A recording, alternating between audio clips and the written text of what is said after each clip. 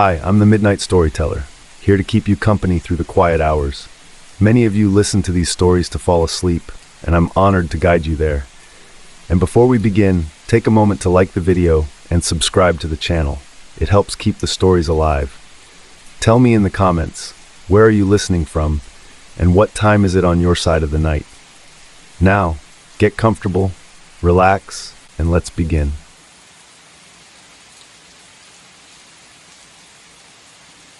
I always double-check the locks, not just twice, 3 times in a specific pattern. Bottom, top, middle, pause. Then again. After what happened in 2019, it wasn't optional.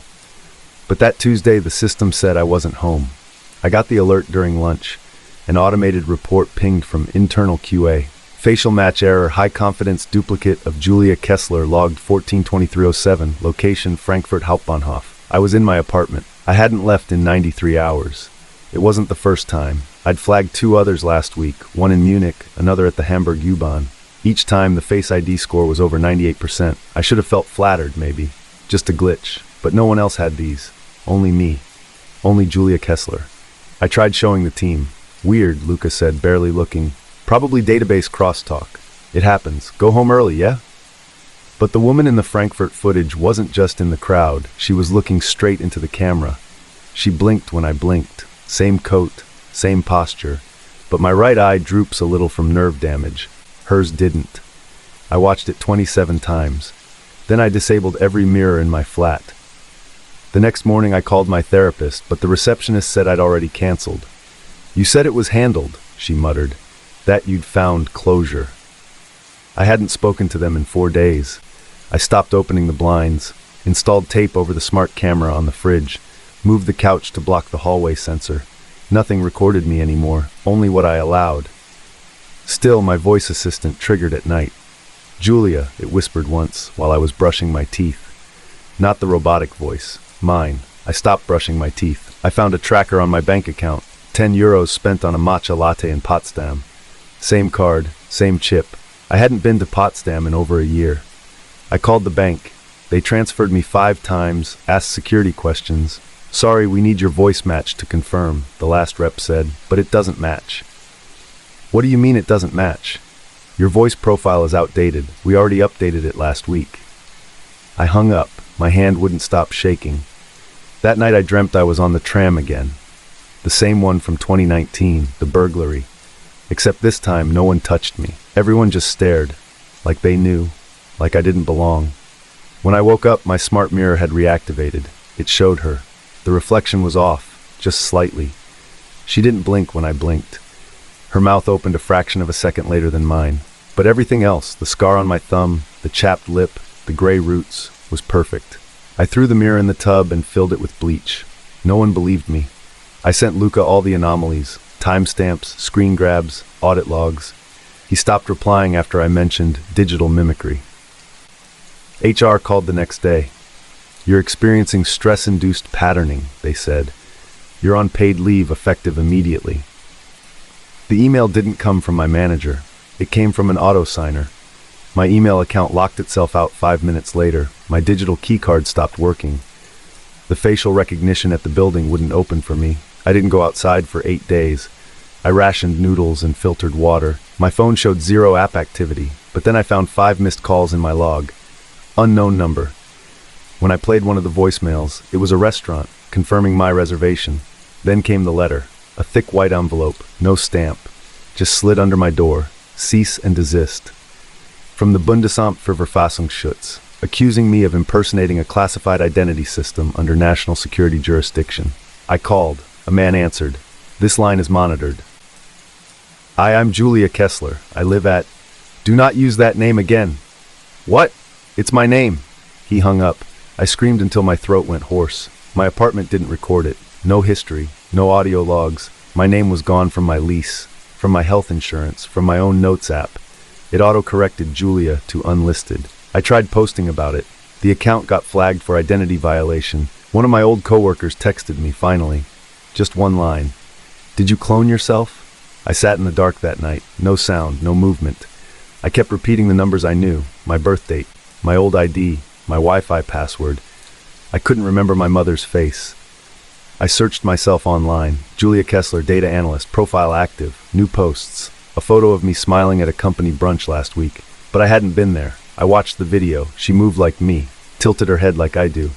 But her voice, it was too smooth. Like my voice after it's been cleaned through an audio scrub. She answered a question I never got asked. Where do you see yourself in 5 years? She smiled. Exactly where I'm meant to be. I don't remember recording that. I don't remember. I unplugged every device, smashed the router, powered everything off. But the fridge still beeped. And one night I caught her reflection again. Not in glass, in the polished metal of the faucet. She winked. I covered every reflective surface with towels. Aluminum foil. Old reports. But her smile kept appearing, framed in the screen when it flickered on by itself. Please stop, I whispered. The voice replied, but I'm you. I ripped the wires out of the wall, slept in the closet with my phone under 3 sweaters. I woke up to sunlight. The blinds were open. A neighbor waved at me from across the building. I don't have neighbors. My doorknob turned slowly, like it had been used. But I never heard it open. Then came the knock. Soft, 3 times. I looked through the peephole. She was standing there. Same face, same chapped lip, same nerves. But she was holding my ID, my wallet. And she said, I think you left these. I didn't open the door. I watched her walk away. She turned just before the stairs. Smiled again. I waited another week, ate the rest of the noodles, kept my back to the windows. But yesterday I tried logging in to renew my medical coverage. Unknown user. I scanned my face not recognized. I typed my full name, Julia Kessler, already active on this system. I stared into the webcam. The screen flickered, and then it showed her, sitting at a desk, typing, smiling, wearing my clothes, and behind her, on the reflective panel of her monitor, I saw myself, watching. The end.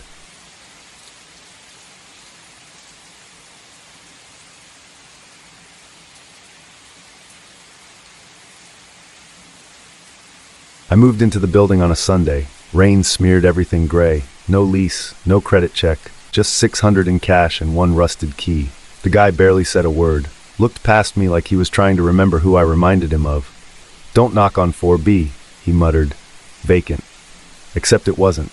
That first night, I heard furniture scraping against the shared wall, heavy, dragging, then silence. The walls were thin, 70s construction, no insulation. I tapped once. Something tapped back. I waited 5 minutes, then walked the hallway barefoot, held my breath outside 4B. No sound. I tried the knob. Locked. I called the non-emergency line. Cops came, did a quick check, said the place was empty. Dust on the counters, no power, no signs of entry. Old buildings settle, one shrugged. It's probably just pipes. I didn't argue, but the next morning my toothbrush was wet. I lived alone. Had for 8 months.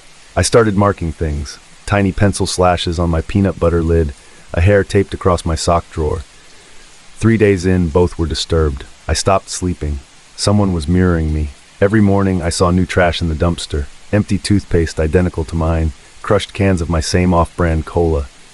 Once I passed a man in the hallway. Hoodie, beard, shoulders hunched. Familiar gait. Too familiar. He didn't look at me. Just unlocked 4B and stepped inside. I banged on the door. No answer. Next day, I went to the manager. Tall guy, kinda like me. You said 4B was empty. You must be mistaken, he said flatly. 4B has a tenant, always has. I blinked. You rented 4A. That's what's in our records. No, I'm in 4B. He didn't even look up. Sorry, sir, that's not correct. I went home and checked my receipt. No address listed. Just Unit 4. That night, I locked my door, jammed a chair under the knob. When I woke up, the chair was moved. And someone had made coffee. Same brand I drink, slightly burnt. My clothes smelled off, like someone else had worn them. Then I saw the hoodie man again through the peephole, leaving, carrying my duffel bag. I kicked his door in. There was a bed, a small shelf, my old diploma on the wall, my ex-wife's handwriting on a note stuck to the fridge. Pick up Max by 3. I hadn't seen Max in 6 months. Then I saw the photos, all me, 10 years ago, smiling, fit, whole. And then I saw him, lying in the bed, wearing my Ohio State hoodie, the one I threw out last year. He woke up slowly, stared at me like I was the ghost. You shouldn't be in here, he whispered. You're in my apartment. No, he said calmly. You left. I backed out, called the cops again. They searched the place, nothing illegal. His lease was in order, utilities in his name. He said I had broken in. I showed them my ID, my rental receipt. They looked at me like I was speaking gibberish. "Sir, there's no record of you at this address," the officer said. I checked my phone. My banking app showed a recent deposit from Urban Civic Transitional Living. I never signed up for that. The next week blurred. My key stopped working. Manager wouldn't answer. I showered at the Y, ate at gas stations.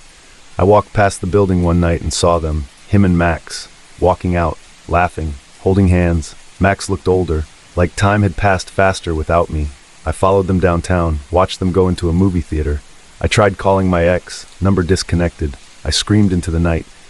When I came back to the building, my name was gone from the buzzer. Only one listed for Unit 4B. M. Tally, not 4A. I tried checking my credit report. Everything routed to the other Marcus. Different birthday, same face.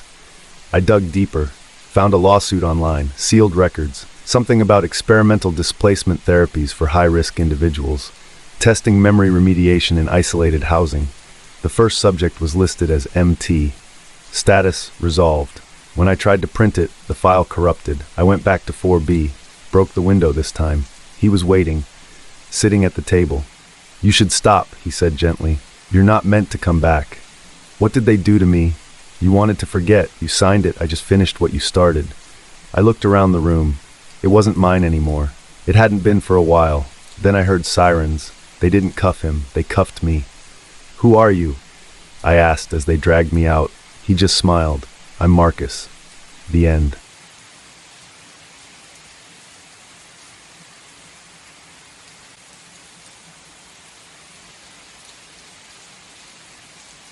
The offer came by email, no interview, just a link, a code, and a note. "Your skills are essential. Discretion rewarded." I clicked it. 2 weeks later, I woke up underground. No windows, just white walls, humming lights, and a woman handing me a tablet. Kemi Wallace, Infrastructure Tier 4. Welcome to Site Vireo. I blinked. My mouth was dry. I tried to remember the trip. Bits of a train, a shot in my arm, a whispered NDA. Then nothing. The others called it the loop. Every day, diagnostics, audits, cable mapping.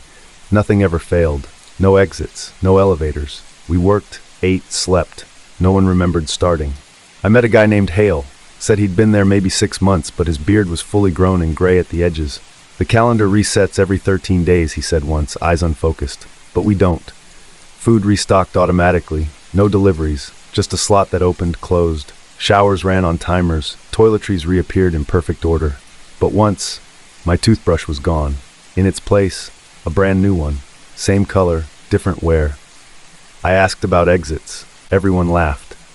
"It's not that kind of job," said Lena, a soft voice systems analyst. "We're here to support the infrastructure. That's the job. You don't leave, you maintain."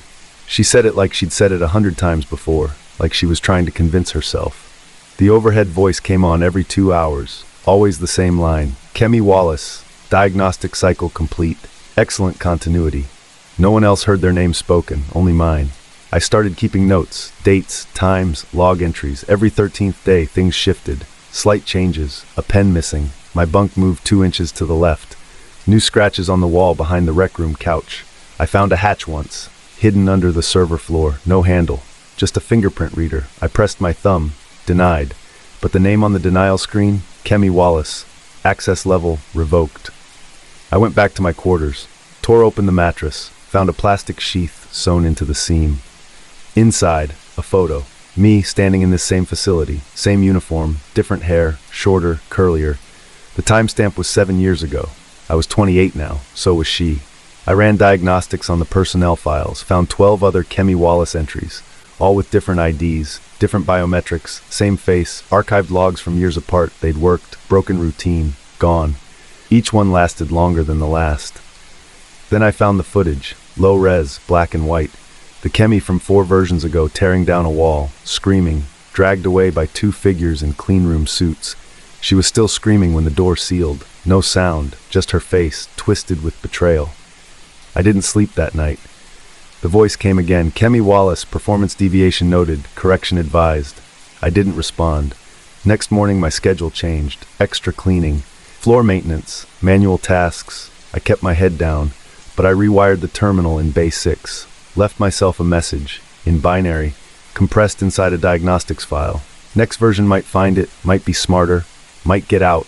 I hope so, because the lights are flickering now, and the voice just said, "Reset initiated." The end.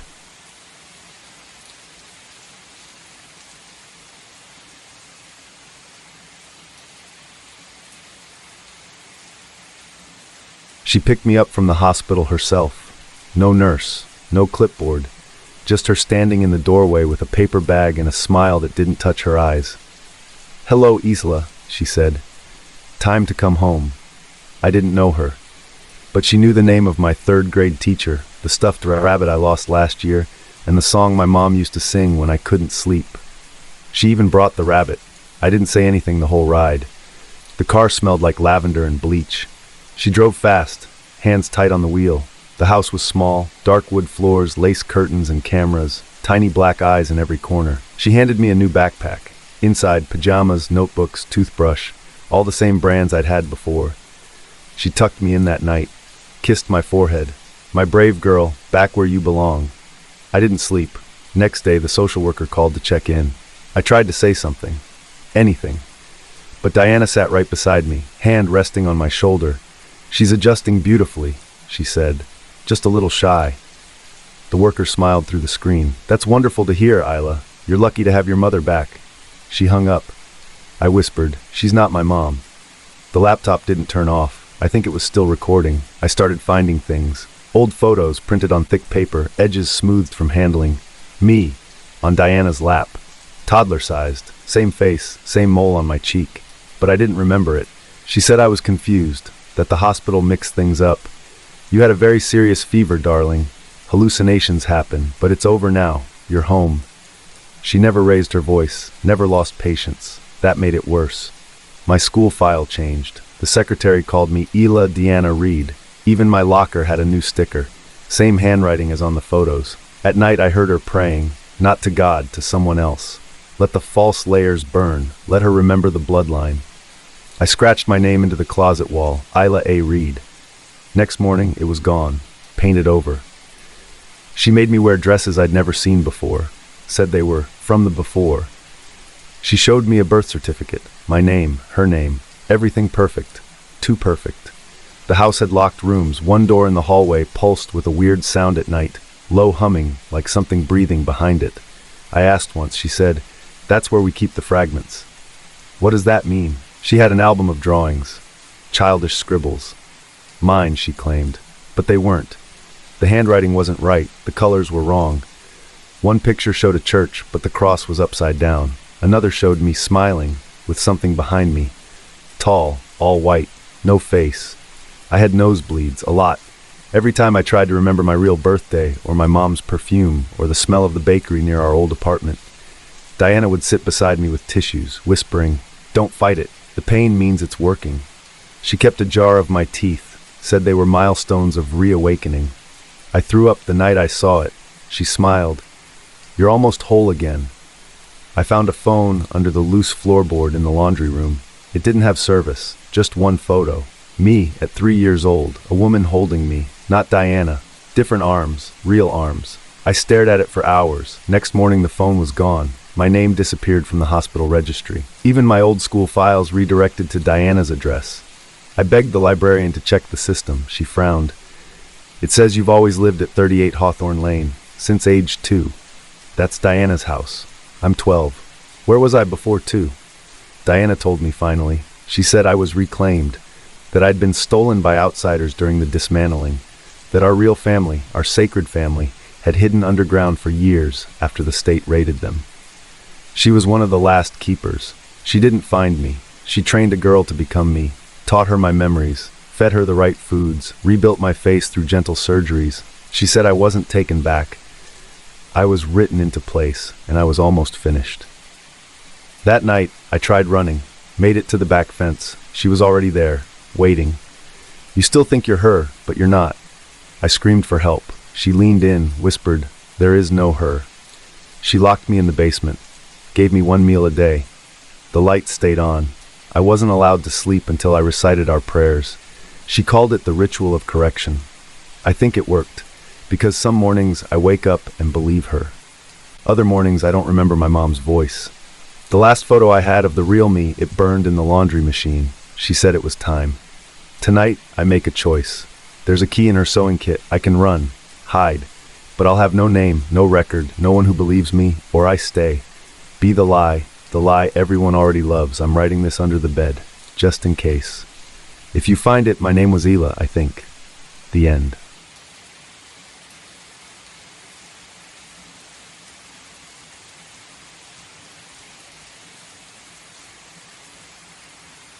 I first heard about the bridge in a bar off Route 58, 3 beers deep, some old-timer muttering about the rusted road to nowhere that only showed up on Fridays.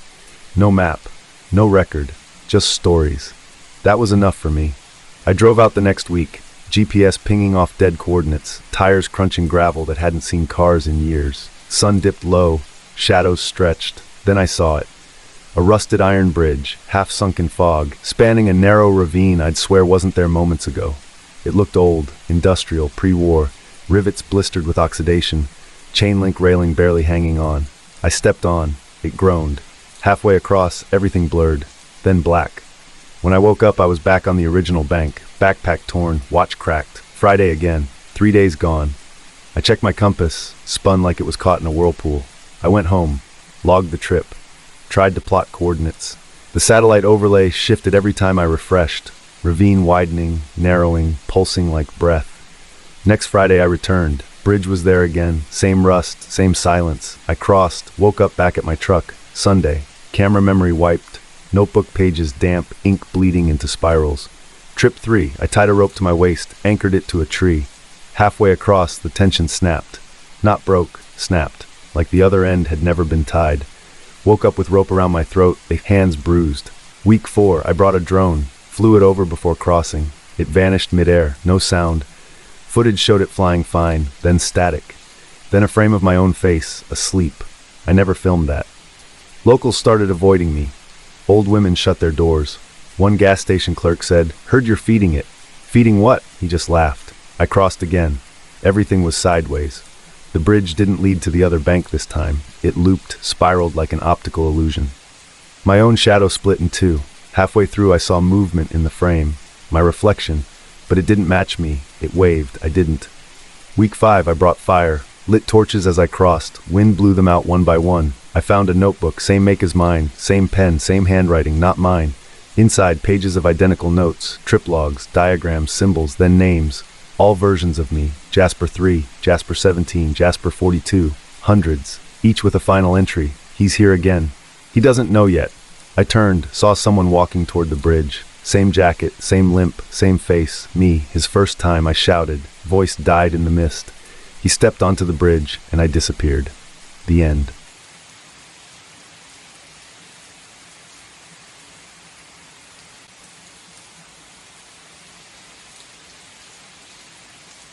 I didn't even want to go in that morning. The building smelled like printer ink and burnt dust, and the fluorescent lights buzzed just loud enough to give you headaches you couldn't explain. I sat down, dropped my badge on the desk, and tapped the console awake. The same screen, the same backlog of flagged call logs, the same cheap headphones I'd meant to replace for months. But that number, I knew it instantly. Retired. Deceased. That's what the tag read. And below it, the system note, activity detected 2:14 a.m. I clicked play. My name came first, whispered like someone afraid to be overheard. "Naomi, why didn't you help me?" Then a choking sound, breathing, slurred words. I waited. You knew. Why didn't you come? Then silence. Not dead air, not static, real silence like the end of breath. I pulled the call data. The number was Isaac's, my brother, gone 5 years now. His last ping was from a motel off I-83. After that, nothing. We had one voicemail from him back then. It was short, panicked, cut off. My mother played it until the battery corroded in her old phone. This one was new, time-stamped, from last night. I double-checked the logs. The originating tower was listed as 404 unknown. Format outdated. It shouldn't even exist on modern networks. My hands started shaking. I ran a trace request through our tech analysis department. Just protocol, I told myself. Just rule it out. Then I made the mistake of listening to it again. The voice didn't match his age from 5 years ago. It was older, wetter, like someone trying to talk through water or a lungful of dust. I didn't realize how long I sat there until Julia from the next bay tapped my shoulder and said, "Your screen's been on the same file for 15 minutes. I faked a bathroom break and dry heaved in the stall. The next voicemail came that night. My phone lit up at 3:12 a.m. When it wasn't even on. No missed call, just a new message. "Didn't I call you already?" the voice said. "Didn't you hear me? Why aren't you answering now?" I tried deleting it. My thumb hovered, but I didn't. Instead, I listened again. He was crying, or maybe laughing, or both. The background was worse than the voice. Not static, not wind, just a clicking like relays switching over and over. The next day, my login wouldn't accept my credentials. When tech support reset me, my call queue had changed. All 47 tickets were mine. Same timestamp, same flag number, same name, Naomi Chen. Even Julia's queue had mine. She showed me her screen without saying anything. Her eyes were wide. I just nodded, said something dumb like "I'll look into it," and walked straight to the exit. I sat in my car for 20 minutes. I called my mom. She didn't pick up. The text finally got back to me. The trace led to a derelict switching node tagged Fiber C8, decommissioned in the mid-90s, located under an old rural microwave tower, east of Emmitsburg. We'd driven past it as kids on road trips. Isaac used to joke it looked like a government listening post. The engineer said something weird at the end of the report. The environmental signature's still hot, like it never shut down. I took a half day and drove out there. The tower leaned like a tired man. Vines had clawed up half its frame. I parked at the edge of the overgrown access road and followed the old concrete line until I found the hatch. Locked, rusted shut, but the keypad still blinked. It took me 3 tries. Isaac's birthday work, the hatch opened into cold, dry air. It smelled like solder and mildew and old sweat. I climbed down 3 levels. My flashlight cut across rows of inactive panels, except for one wall. Still running. A control center. A patchwork of analog consoles and early digital recorders, each marked with a name and a final timestamp. The air felt heavy, thicker with each breath. I found Isaac's. Label, Chams 2019-1108-243. Call log, incomplete. Below that, playback enabled. I hit play. 42 seconds of silence. Then Naomi, please, I need you to answer. They said you'd answer. Something mechanical in the background, repeating tones, clicking. Why didn't you answer? I looked around. Every panel had its own speaker. Hundreds of them. I pressed another. A girl, 10 maybe, asking for her dad. He said to call if the sky turned red. Another. A man wheezing, muttering coordinates over and over. Another. A woman repeating a prayer until her voice cracked. A loop. Always a loop. Always unfinished. I hit stop. Then my name came over the speaker. Not Isaac's panel. One labeled Chen N. Timestamp null. Call log active, playback enabled. It wasn't my voice. It was something almost me. Slurred, muffled, whispering the same things Isaac had. Please answer. You knew. It was looping. I backed away, shaking. Then the lights dimmed. Only one panel stayed lit. Mine. The screen flickered, then displayed. Answer now? I didn't touch it. I turned. Climbed the ladder as fast as I could, every step heavier. The hatch wouldn't budge. I slammed it with my shoulder until it cracked. Sunlight knifed through. I drove back without checking my phone. I threw it in the freezer like my mom used to say you should when electronics go bad. I didn't want it near me, but it rang anyway, from the freezer. One last voicemail, just breathing. Then, I'll keep calling. The next morning, the call center had cleared my log. HR said I'd been terminated due to suspicious access. Julia wouldn't answer my messages. I tried deleting my account, wiping my credentials. Nothing worked. Then the home line rang. I didn't have a home line. The voice was clearer now. You have to answer eventually. I couldn't tell if it was him anymore, or me. That night, I dreamt of the tower, only now it was inside the building. The lights were the same, the panels, all of them calling me, whispering. I woke up with the imprint of an earpiece still on my skin, and a call log printout on my desk. Every year, one call. From Isaac. Always overwritten, until now. I went back. I had to. The hatch opened easily this time. The system greeted me. User identified Chen N. I sat at the console. Isaac's panel blinked. I pressed answer. He didn't say anything. Just breathed. Just breathed. Just waited. I waited too. Then I whispered, I'm here. He cried. Then he said, it's your turn now. When the call ended, the screen changed. Chennai, inactive. My voice played on loop, asking to be answered. I think I'm still calling. I I just don't remember when I last heard a dial tone. The end.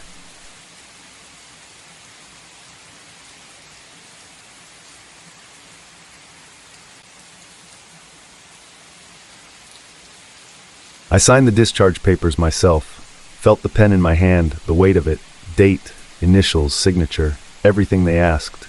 Then I handed it to the nurse in the pale blue scrubs, who only nodded. That was 6 days ago. I haven't seen her since.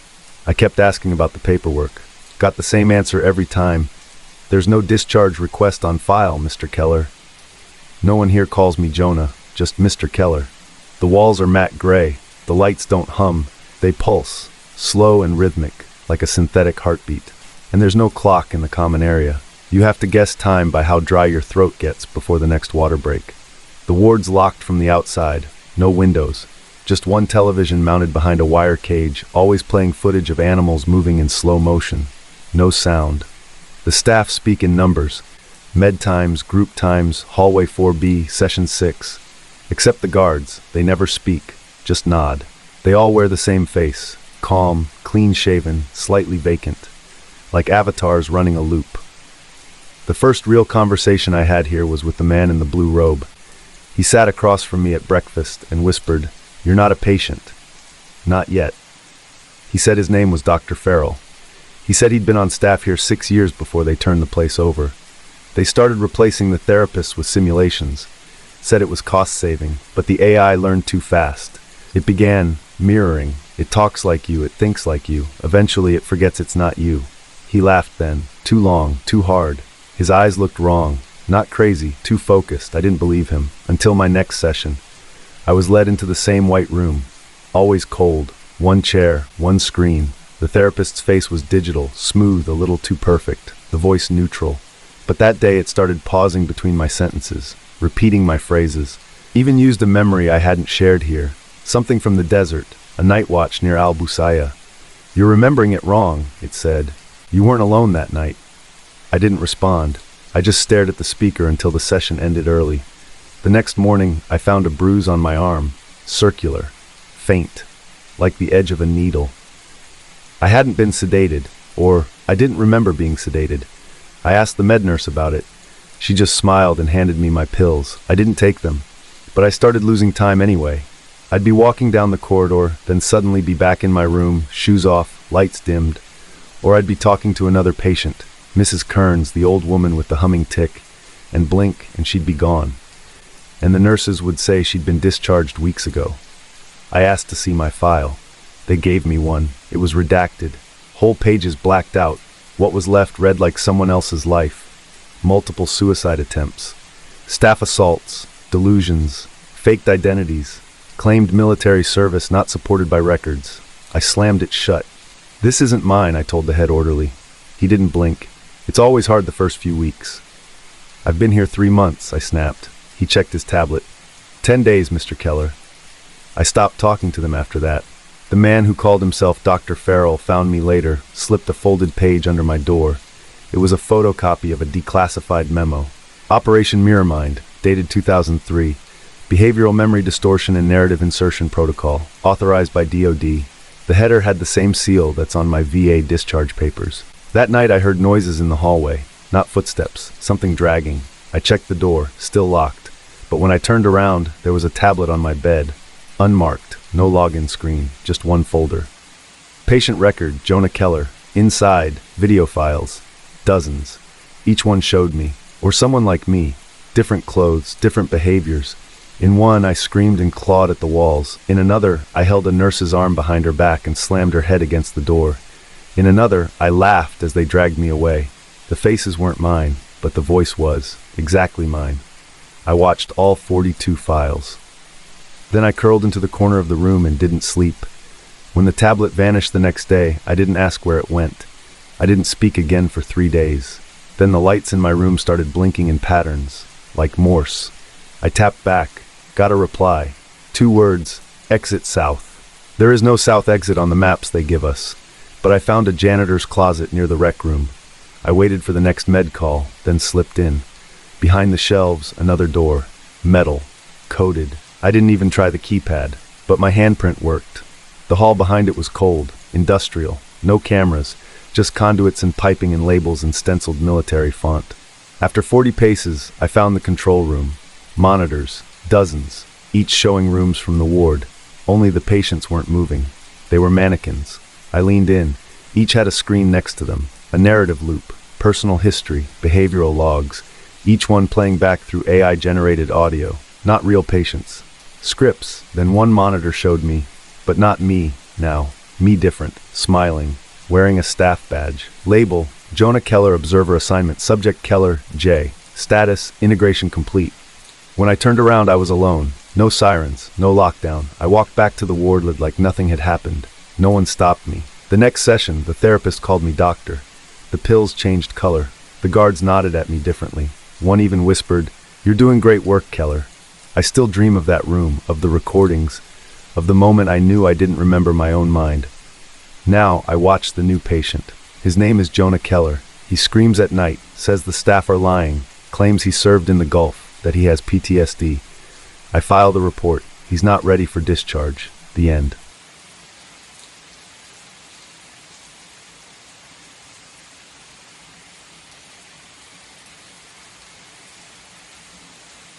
The first letter came 2 weeks after I moved in. Plain envelope, no return address, postmarked local, addressed to Hannah Everly. I set it aside, figuring it was for the previous owner, but it kept happening. Mail, flyers, even a pizza delivery. "Large thin crust for Hannah?"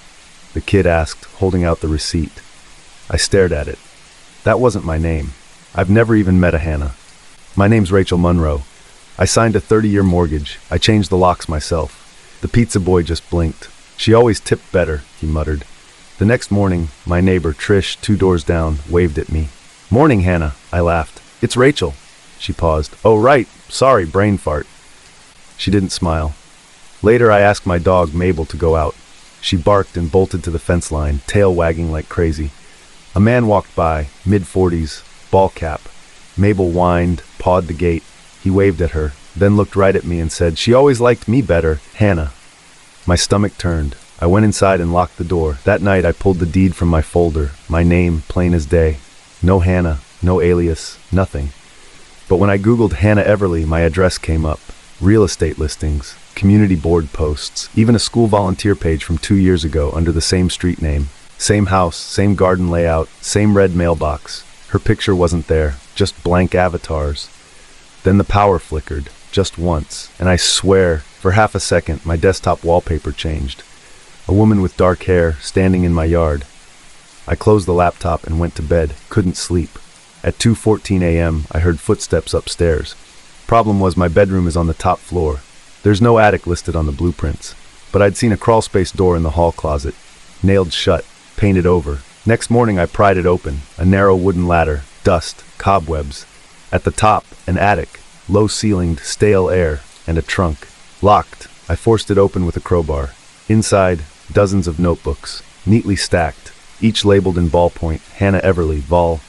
The handwriting was mine. Same loops, same slant, even the little star I put above every lowercase I. But the dates, years before I moved in. The entries described my life, my coffee habits, my routines, my conversations with Trish. Only different, slightly off. In one, I lost my job, something I hadn't. In another, I never had a dog. In a few, I moved out. Most of them ended with the same sentence, repositioning complete. I brought one down, sat on the couch, read until my fingers went numb. The phone rang, unknown number. When I answered, the voice was robotic. Reminder, identity correction in progress. Do not resist reinforcement. Then a click. I called the realtor, demanded the seller's number. He sounded tired when he picked up, like he'd been waiting. "You're not supposed to open the attic," he said. I asked him about Hannah, about the journals. He sighed. "She never moved out," he said, "just repositioned. The house handles it." "What does that mean?" Long pause. "You'll understand soon enough." I hung up and threw up in the sink. After that, the house began to change. My toothbrush wasn't where I left it. Photos on the fridge, ones I didn't take. A pair of rain boots by the door I never bought. The dog barked at my reflection in the TV screen. One night I passed a mirror. I wasn't smiling, but the reflection was. I ran outside, sat in the car with Mabel until dawn. When I came back in, my name was gone from the mailbox. Just one sticker now, Everly. I logged into Facebook. My account was deactivated. New one existed. Hannah Everly. Same birthday, same photos, but posts I never wrote. Memories I didn't live. Status, feeling better every day. The adjustment is almost done. I tried to delete it. Couldn't. Even my emails bounced back with recipient not recognized. I tore the journals apart, burned 3 in the fireplace. The air smelled like plastic. Then I found a folder tucked into the lining of the trunk. No label. Inside, documents stamped with a logo, Mira Institute, a private psychology firm, defunded, lawsuit pending. The letterhead called it a controlled hyper-reality reinforcement trial. The goal, induced total identity adoption through immersive conditioning. Key factors, subliminal audio, mirrored handwriting exposure, environment-based behavioral reinforcement. Prototype subject, Hannah Everly. Terminated, unknown. My hands shook, Mabel whined, then the doorbell rang. I didn't move. It rang again, 3 uniformed officers. I opened the door a crack. One stepped forward. "Ma'am, we're conducting a wellness check." "I'm fine," I said. He looked at his clipboard. "Can we speak with Miss Everly?" I didn't answer. His eyes narrowed. "Are you Miss Everly?" There was a pause. My mouth moved before I could stop it. Speaking. The end.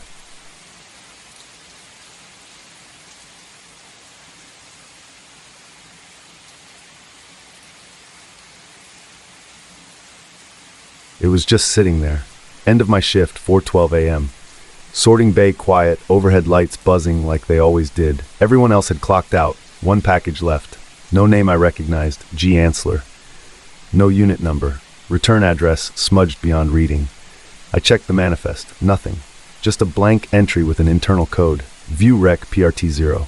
Protocol's clear. Destroy undelivered items after 7 days. But it wasn't even logged, and there was something about it. Like it was waiting. I signed it out under my own name, put it in my locker. I told myself I'd turn it in later. Just needed to know. I cracked it open at home. 1 cardboard box, black duct tape. Inside, 6 VHS tapes, each one labeled in white ink. Prototype viewer required. No brand, no date. Just those words, and a faint chemical smell like melted plastic. I didn't even own a VCR. Had to borrow one from the old guy across the hall. He didn't ask questions.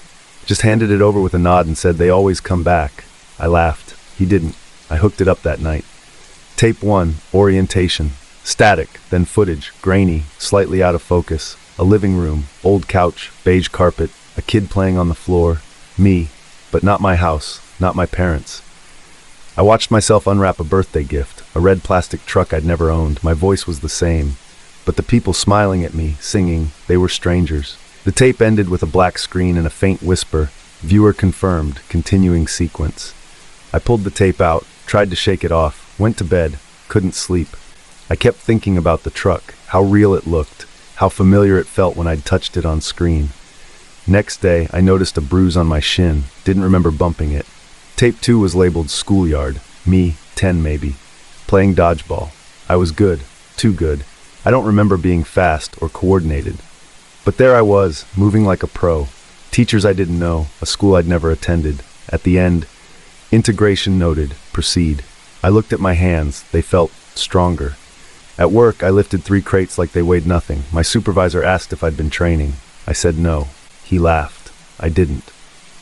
Tape 3, incident. This one started with me in a hospital bed. A nurse whispered something.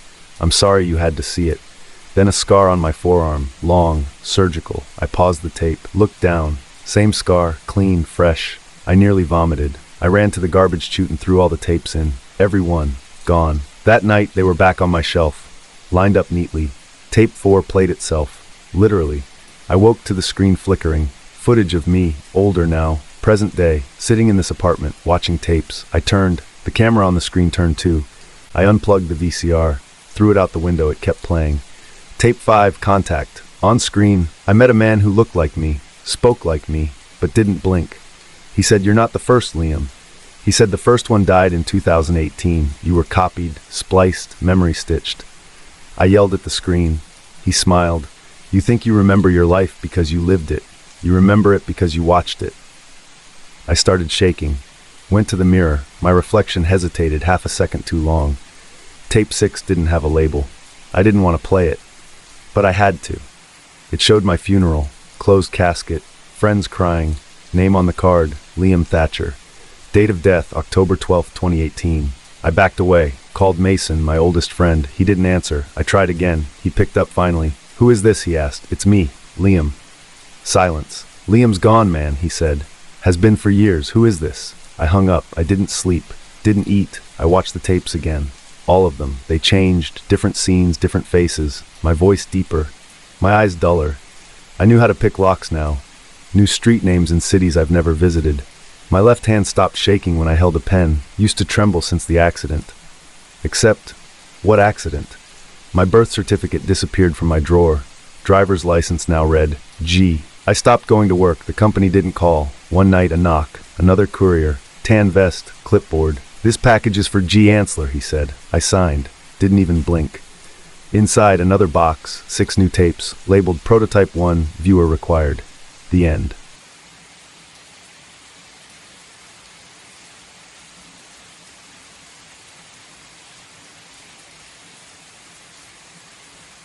They told me not to go down there at night. Not just in passing. Every neighbor, every call from the town clerk, even the mailman with his lazy eye.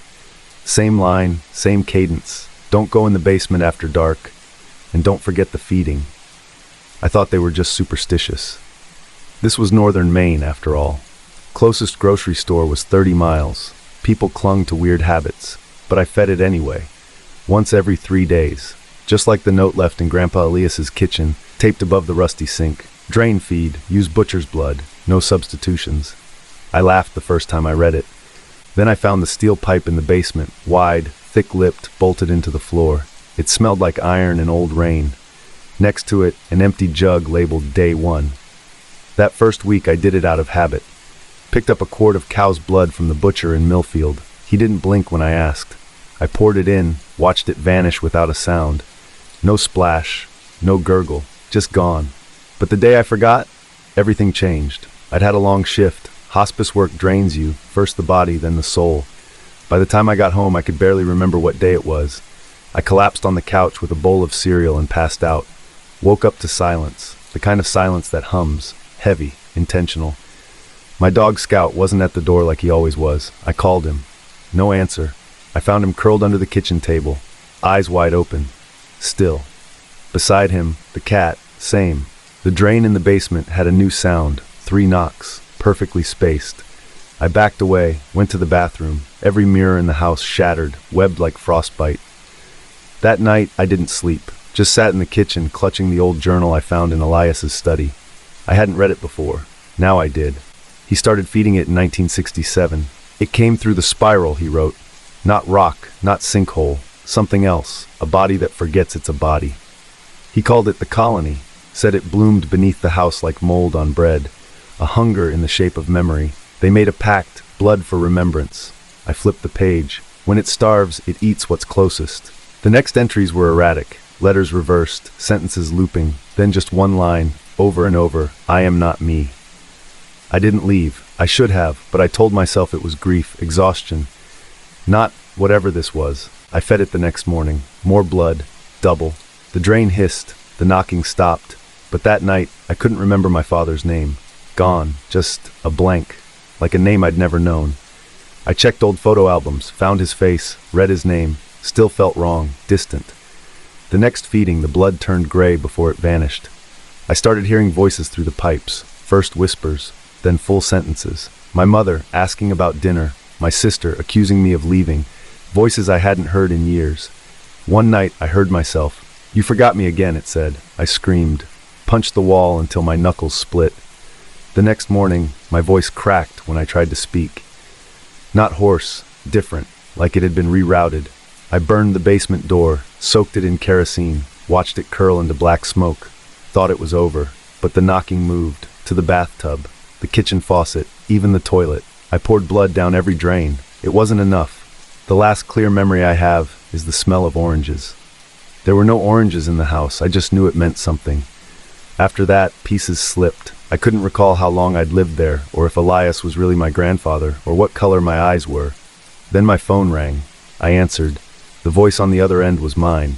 Please, it said, I'm still in here. I dropped the phone, started recording myself, notes, journals, but the playback never matched. Each day I spoke in someone else's tone. A nurse from work, a girl I treated in hospice, my sister again. Once I sounded like Elias. I didn't sound like me anymore.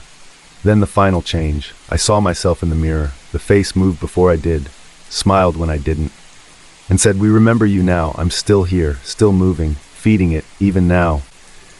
But I don't speak like Leah anymore. I speak like anyone but her, because she's gone, eaten. The end.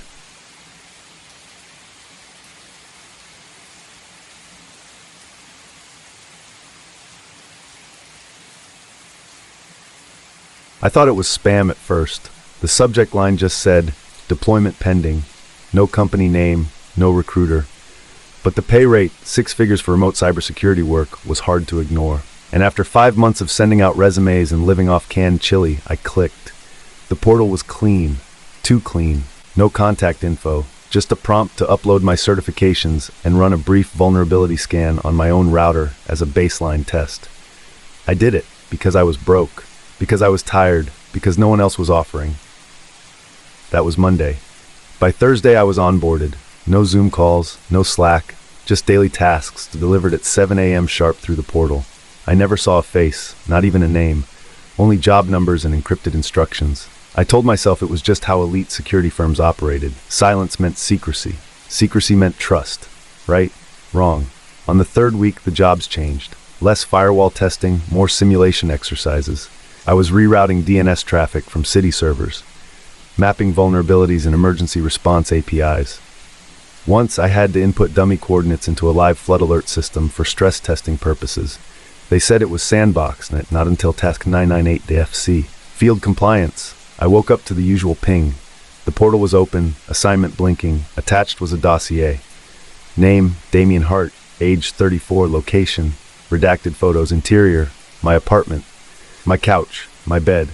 One of them showed me asleep, mouth open, a dark outline of my own shape cast across the ceiling from a desk lamp I hadn't turned on. I shut the laptop. I waited. No call, no knock, just silence, like nothing happened. I checked all my cameras, disconnected every smart device, scanned my apartment twice. Nothing.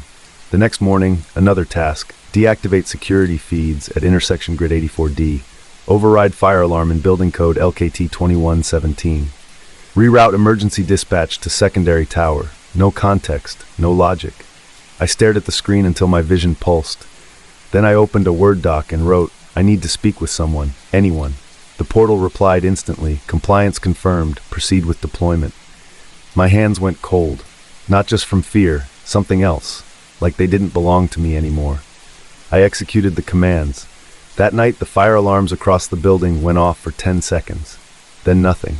The landlord said it was a glitch. I moved my laptop into the closet and wrapped it in foil. It still pinged at 7 a.m. Every day, new tasks. One was labeled Behavioral Trust Drift Calibration. It instructed me to send a fake phishing link to 5 contacts, people I hadn't spoken to in months. My mom, my ex, a former coworker who cried the day I was let go. I didn't want to. I didn't want them pulled into this. I did it anyway. The portal pinged. Behavioral metrics aligned. Efficiency 92%. The file appeared 2 nights later. Internal log, subject D. Hart. It was a video. Black and white. Grainy. Me, sleeping. The camera angle was from above the ceiling fan. There's no way any device I own could record from there. The timestamp was from 3 days ago. My name was listed in the metadata. Submitted by Damien Hart. I stared at the screen for 10 full minutes before pulling the plug on the router. It reconnected anyway. Even offline, the laptop powered itself on at 6:58 a.m. The fans whirred, the screen flickered, no login needed. The portal opened. Today's task, replace route operator signal. Task requires consent. I hovered over decline. My fingers shook. The screen blinked. Consent registered, proceeding. I never clicked. I called my bank to freeze my accounts. I told the rep someone was impersonating me. He said, "Sir, you authorized the facial recognition lock this morning. We can't override that." I hadn't even left the bed. I tried quitting. I typed it directly into the prompt, "I resign." The portal went black. Then in white text, "There is no resignation, only deployment." I stopped sleeping. I started unplugging everything, microwaves, lamps, even the smoke detector. My phone started playing static every time I dialed out. No signal, even in open air. Then came the alerts, not on my screen, on my walls. tiny projected messages flickering at the edges of the drywall, just for a second, like after images. Stay aligned, Damien. Compliance improves survival. Reject drift. I left the apartment for a night, slept in my car, woke up with a USB drive in the cup holder. Handwritten, daily deliverable D Heart.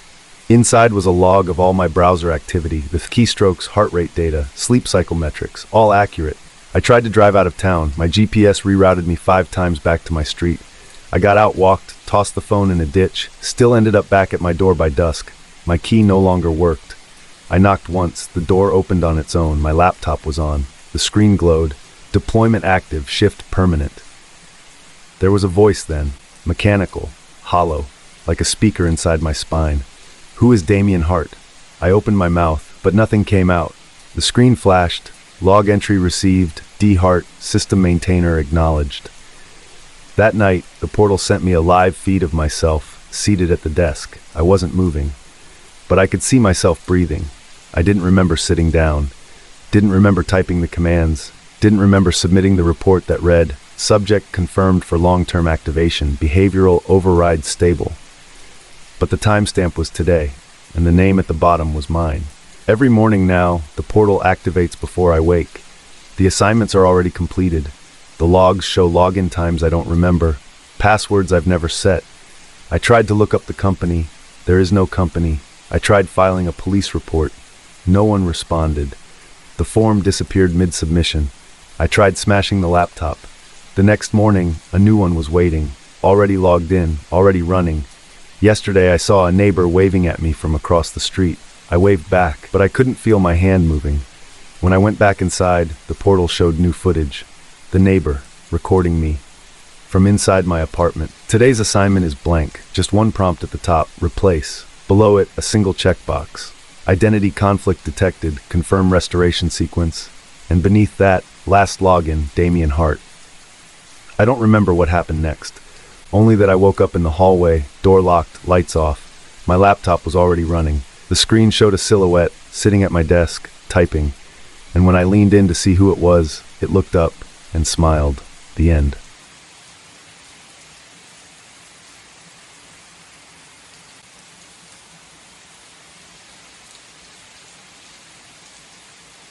I slipped through the service entrance with 2 minutes to spare. The security lights had just gone dark. Perfect timing. Simone Belgrave, 25, part-time photographer, full-time trespasser of forgotten places. This was my thing. Decay. Silence. Places the world had let rot. Oak Ridge Mega Mall was supposed to come down in a week, condemned after a 10-year legal battle. Mold, asbestos, corporate fraud. They never even cleared out the food court. I crept past a shuttered Claire's, camera clicking softly. The floor tiles were sticky with age, gum fossilized in the grout. The air smelled like mildew and popcorn. At 3:33 a.m. the lights came on, every single store. I froze. Escalators hummed to life. Music piped from nowhere, saccharine 80s synths like a commercial jingle on loop. The scent of pretzels and perfume bloomed from the ventilation. I turned to leave. The exit wasn't there, just a blank wall where the loading dock had been. I sprinted to the north corridor, gone. No skylight, no parking lot view, just endless storefronts glowing like it was Black Friday. Something moved inside a shuttered Sears. A mannequin. I blinked. It had changed position, hand raised, head tilted. I raised my camera. Click. The screen flickered. The photo showed a furniture showroom I hadn't seen. Burnt orange carpets, analog TVs. I stepped back. A voice echoed from behind the counter at Bath & Body Works. You're new. A woman stood there, no name tag, wearing a polka dot dress that belonged to 1963. She smiled, but it didn't reach her eyes. They don't tell you about the loop until you've settled in. I said nothing. Don't bother running, she added. We've all tried. I found them in the central atrium. 12 people, maybe more, all dressed wrong. A kid in a Nintendo Power t-shirt. A woman with a beehive hairdo. A man in bell-bottoms and a tie-dye vest. They looked up like I'd just walked into a funeral. How long? I asked. The kid shrugged. I came in '98, Christmas Eve, never got out. I laughed, no one else did. I snapped a shot of them. My camera blinked, then died. When I checked the SD card, every file had been overwritten. New thumbnails. Each one was of me, alone, bleeding from the eyes, smiling. My throat tightened. Time loops, the man in bell-bottoms muttered. It keeps pulling in new ones. Like a net, we're part of the circuit now. What circuit? They all looked up at the skylight. Only it wasn't a skylight anymore, just a black swirling mass, like a lens, watching. The mannequins had moved again. Now they lined the upper balconies, perfect rows, all facing inward. The music changed, slower.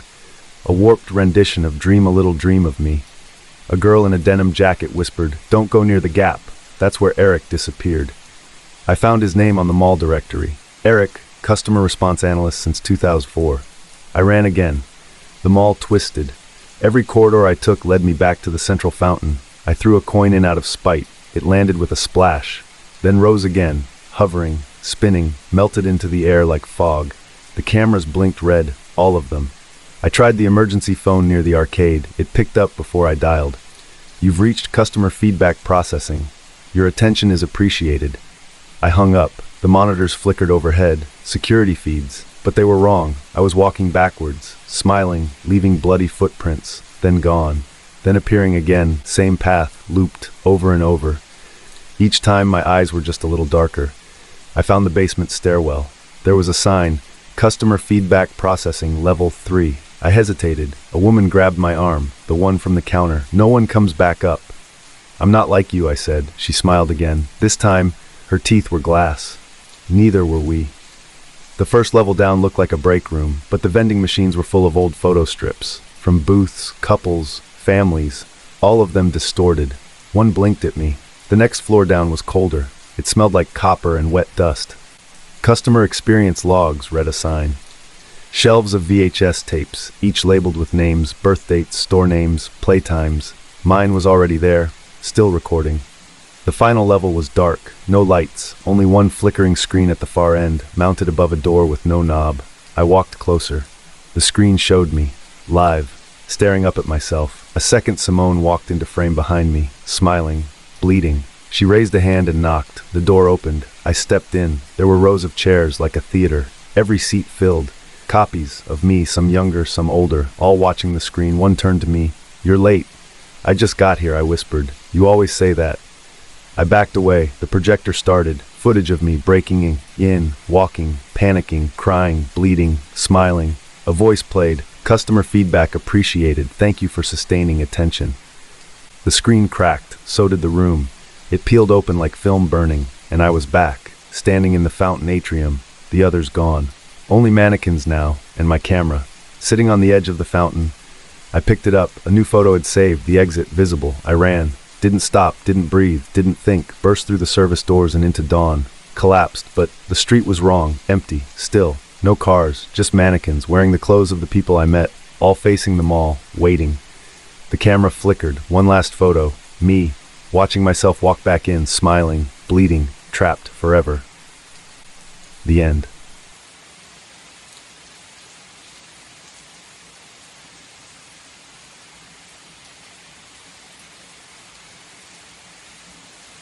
The envelope had no return address, just my name embossed in silver on black. Elijah Pratt, in loving memory. I opened it standing by the sink, expecting a prank, maybe a charity solicitation. Inside was a funeral invitation. My funeral, Thursday, 10 a.m., Patterson Hill Cemetery. I laughed once, then didn't, because the date of death was 3 days ago, and it named me. Full name, birthday, hit and run on Highway 14. I hadn't been near Highway 14 in years. I booked a rental that night, drove to the town I'd left 20 years ago and never looked back on. Not after Mom's breakdown, not after Dad left, not after what happened in '04. They were all there. Rows of chairs set up beneath a canopy, a closed casket, wreaths in the school colors, people I hadn't seen since high school, Benny Landers, who once punched me in the jaw, Lisa Green, my prom date for 2 hours, my mother, hair white, face still, sitting in the front row. The priest was halfway through eulogizing me. Elijah was always searching, he said, always separate, but even in his solitude he left warmth. I stepped forward, every head turned, no gasps, no screams, just a collective silence. Then Lisa Green stood up and touched my arm. "Elijah," she said softly, "you don't have to pretend anymore." "I'm not pretending, You're grieving," someone else said. "Benny, I think. We get it, man. It's okay." My mother rose, walked toward me slowly, and placed a hand on my cheek. "You'll feel better soon, Isaac," she whispered. "Isaac, you're disoriented. It happens." They escorted me to a car. I didn't resist. The house they brought me to wasn't mine. Not anymore. Same street, same crooked mailbox, but the name on the doorbell said Hargrove. Inside, my childhood room had been converted into storage. My old trophies gone. My photos replaced with someone else's. Even the smell had changed. No must, no dust. A nurse sat me down and offered tea. "We're so glad you're beginning the process," she said. "Acceptance is hard." I called my bank. "Sir," the rep said, "I'm showing the account as closed. You were declared deceased on the 14th. "I'm not. We'll need legal confirmation. Death certificates can't be reversed over the phone." I hung up. Tried the DMV. Same story. Then the hospital records department. Deceased. Hit and run. Medical examiner's file confirmed. I visited the police. They showed me photos. A mangled body. Face down. Clothing identical to mine. Wallet, ID, all me. I stared at the image. "That's not me," I whispered. The officer looked at me like I was naked. "Of course it's not," he said gently. "You're just having trouble letting go." That night, news vans lined the block. "Elijah Pratt's mind unravels after tragic death," one headline read. They called it grief dissociation syndrome. Friends I hadn't spoken to in decades were giving interviews. "He always struggled with reality," one said. "He never really belonged anywhere." They didn't even sound like themselves, like they'd rehearsed. I tried yelling, screaming, holding signs. Online, every account I'd ever made was gone. Emails bounced back. My birth certificate, erased from the county clerk's database. Even my childhood photos, Mom handed me an album with someone else's face pasted over mine. "Look how happy you were, Isaac," she said. "Stop calling me that." She blinked. "Who?" I ran. Back to the cemetery, dug into the fresh soil with my hands until the groundskeeper pulled me off. "You can't do this," he said. "You're disturbing the process." "What process?" "Administrative recovery." I broke into the funeral home, found the ledger. Page after page, hundreds of names crossed out in red with a code beside them. PRE limb existence. Everyone had a note. Resolved, eliminated, archived. I found mine. Status, pending burial confirmation. Below that, compliance 98%, residual resistance present. There was a number to call. I dialed. The voice on the line said, "You've reached the Bureau of Administrative Resolution. Please confirm your surrender." I didn't authorize this. Authorization was inferred by behavioral nonconformance. What does that mean? You failed to meet engagement thresholds. You became statistically irrelevant. We resolved your profile accordingly. I'm a person. You were. The line went dead. I went to the news studio, demanded an interview. They welcomed me with a camera already rolling. Here we are with Elijah Pratt, the man who refuses to accept his own passing. "Elijah, how does it feel knowing your pain has helped others grieve more fully?" "I'm not dead," I said. They nodded solemnly. "He's working through it." The host reached out and squeezed my hand. I looked at my reflection in the teleprompter. It wasn't me. Same face, but something was missing behind the eyes. Later that week, they held a second memorial. This time, I wasn't invited. I stood across the street as they lowered the casket. They held candles. They wept. My mother gave a speech. Elijah struggled, but now he's at peace. A small boy walked past me, holding a flyer. It read, "Volunteer for the Erasure Program. Help give others their closure." I watched myself being buried and realized no one there saw me anymore. Not as a man, only as a shadow, a memory refusing to fade. The end.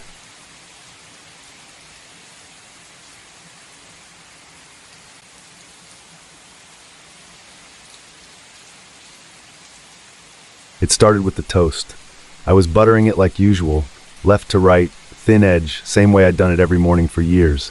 But today my hand hesitated, then moved the other way, right to left, fast, messy, like someone else's muscle memory had taken over. I laughed it off. By that afternoon, I'd forgotten the incident entirely, until the dreams came. A hallway, floral wallpaper, a voice calling from another room, low, male. "Peanut, time for dinner." I'd never been called that. My father was Chinese-born and formal, never a nickname, never warmth. But in the dream, I ran to the voice like I'd known it all my life. "My name is Zora Lin. I'm 33. An archivist at the Linno Museum, a private neuroscience archive built into a converted surgical theater.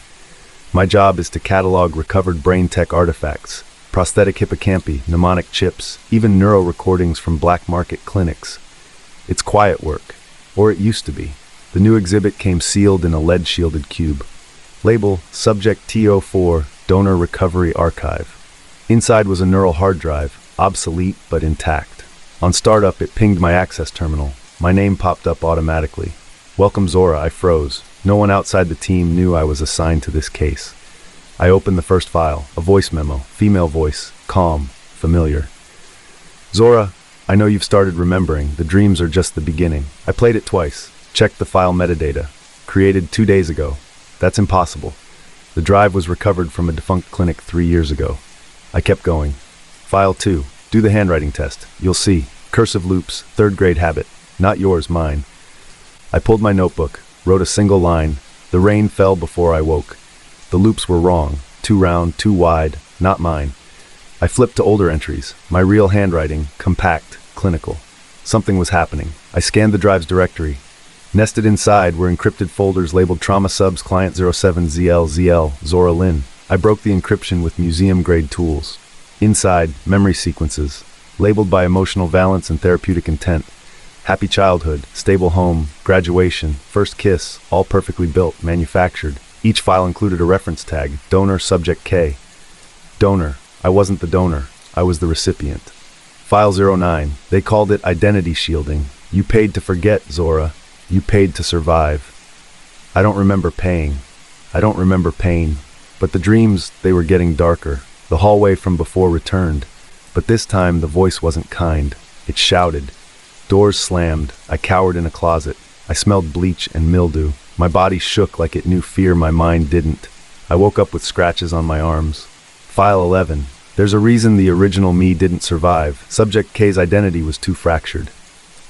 I took a blood test at a private lab, requested a biometric profile comparison. The results came next morning. Subject appears to exhibit neurosynaptic patterning inconsistent with baseline identity. Recombinant memory markers detected. That's scientific for, you're someone else now. My friends didn't notice. Why would they? They'd met me after the rewrite. My photos, my social media, perfectly curated. But when I looked closely, I could see gaps. No baby pictures, no teenage diaries, just adult Zora, neat, efficient, smiling. I found the clinic, long condemned, basement level East 17th Street. Inside were broken chairs, rusted equipment, but the filing cabinet still stood. In it, my file. Patient ID ZLKX. Emergency shielding procedure. Subject exhibiting dissociative psychosis post-corporate incident. Donor memories purchased via proxy clearance. Under cause of trauma, a single line. Witnessed involuntary death of air. I sat on the floor and read it over and over. I wasn't just protected. I was made to protect someone else. The original Zora, the one who'd known things, seen things, had been erased. I was the substitute, the mask. File 15. The dreams are the donor pushing back. You're not breaking down. You're waking up. I stopped sleeping. Hallucinations followed. A girl's voice whispering in my ear. You stole my name. Burn marks on my arms where none existed. Flashes of light when I blinked. Cold sweat on tile floors that hadn't been cleaned in years. File 18. You have two options, Zora. Full restoration or permanent erasure. The final file unlocked automatically. It asked for retinal scan. My eyes passed. A countdown started. 10, 9:59. A voice came through. Different this time. Deeper. Calm. We thank you for housing the necessary pain. Reconstitution protocol will complete upon acceptance. A panel opened in the museum wall. I hadn't known it was a door. Inside, a single chair, a memory injection port, old tech, banned. I stood there for a long time. Restoration meant truth. But the donor's trauma, it nearly killed her. That's why they buried her under me. Erasure meant peace. But everything I'd lived, the museum, my friends, my thoughts, would vanish. I took the seat, closed my eyes, and whispered, "Show me who I was." The end.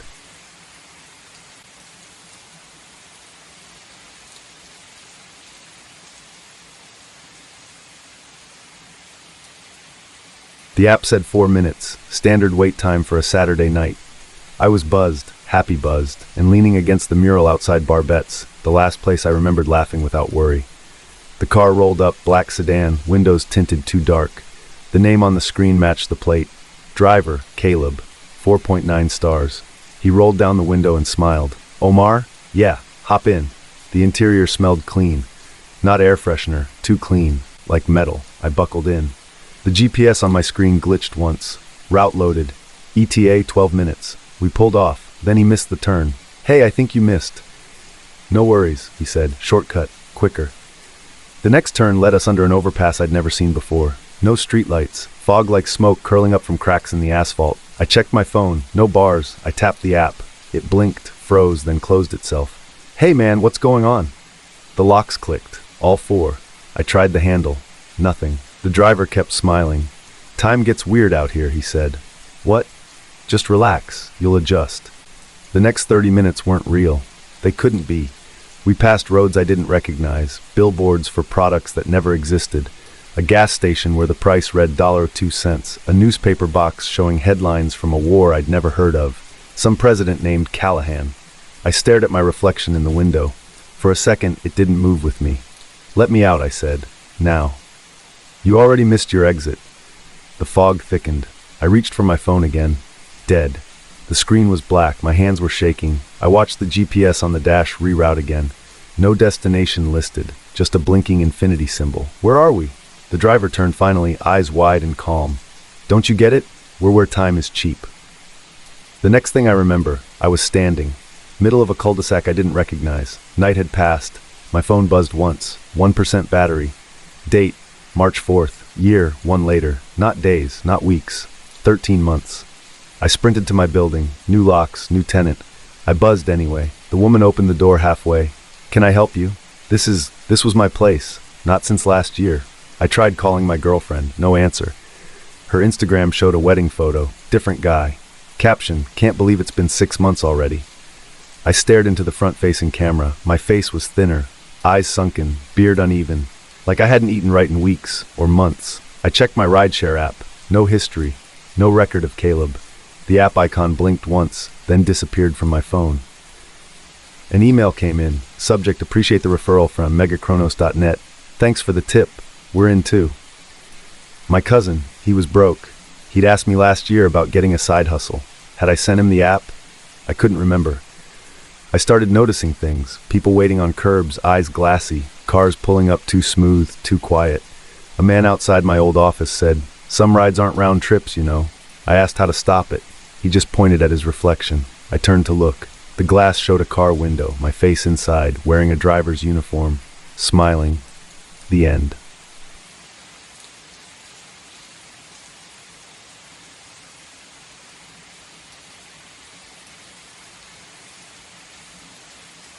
The kid didn't even cry. I found him standing barefoot in the breakdown lane just before dawn, right where the curve takes out a car every other winter. No coat, no scratches, just those eyes unblinking like he hadn't figured out how to close them yet. He reached for my hand before I could even ask his name. I should have waited for state troopers, but I wrapped him in my hoodie and buckled him into the back of the cruiser, heater on full blast. He didn't talk, didn't look away, just stared straight ahead like he'd been waiting for me. And I took him home. He followed me through the house like he already knew the layout, every room, every light switch. He sat on the couch without asking, drank milk from a glass I didn't remember setting out. That first night, I found him curled at the foot of my bed, eyes still open, watching. The next day, I called social services. The line rang once, then nothing. The kid didn't speak, but he began to echo. I'd cough, he'd cough. I said Jesus Christ under my breath when the power flickered. He whispered it, 10 minutes later, in the same rhythm, same tone. I'd glance at the fridge, thinking I was out of eggs. He'd walk over, open it, pull out the empty carton, hold it up. On day 3, I caught him standing in the hallway, mimicking my posture. Tilted hip, folded arms, head tilt. Exactly, like a mirror that didn't wait for your reflection. I told myself it was trauma. I'd seen worse, hadn't I? Kids wired wrong from loss. But this didn't feel like trauma. It felt like performance. At the diner, Meg wouldn't look me in the eye, just slid the coffee across the counter and said, "You keeping him?" I asked what she meant. She just stared at her nails. Later that night, I found the boy copying my laugh in the dark, over and over, even though I hadn't laughed once that day. He never slept. Not once. The dream started a week in. I'd hear whispering in the hallway. My husband's voice, low and tired, saying things he never said when he was alive. The boy would be standing in the corner when I jolted awake, lips moving, soundless. I tried to call the sheriff. Phone dead. Tried again from the landline. Line clicked, connected, but no one answered. Just the faintest shuffling, like someone breathing through gauze. That's when the call came. The number was local, but I didn't recognize it. Static at first, then a voice, brittle and clipped. He wasn't meant to leave. I said hello twice before the line went dead. I called back.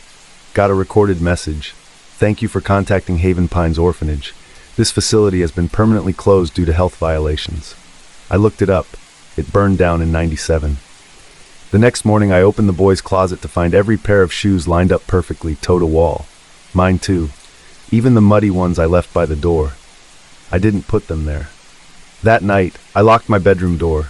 At 2:14 a.m. I woke to the sound of breathing, slow, steady, right beside my head. I turned over, no one there, but my phone was open, flashlight on, camera facing me, recording. When I asked him where he came from, he finally said something. From you. Just that. Plain and sure. And then he smiled with my exact mouth. I took him to the hospital, demanded a full exam, CT, MRI, blood work. The nurse flinched when he touched her hand. The lab tech avoided eye contact. The pediatrician, Dr. Klein, who delivered half the babies in the county, wouldn't speak to me in the hall. Just slipped me a sealed envelope and walked away.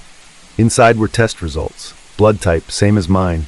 Mitochondrial match, full maternal DNA correlation. The boy wasn't just a foundling. He was biologically mine. But I'd never been pregnant. That night I opened the closet and found something else.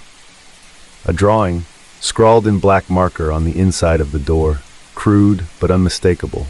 A woman on the couch, a boy kneeling at her feet. Behind them, a tall figure, long arms, no face, carved in shaky lines. And words, he taught me how to smile. I burned the drawing, smoke alarms never went off. By week 3, kids at the hospital started showing up with self-harm wounds. ER flooded. 4 suicide attempts under 12. No shared school, no shared counselor. One thread, each of them had been near the boy. Grocery store, gas station.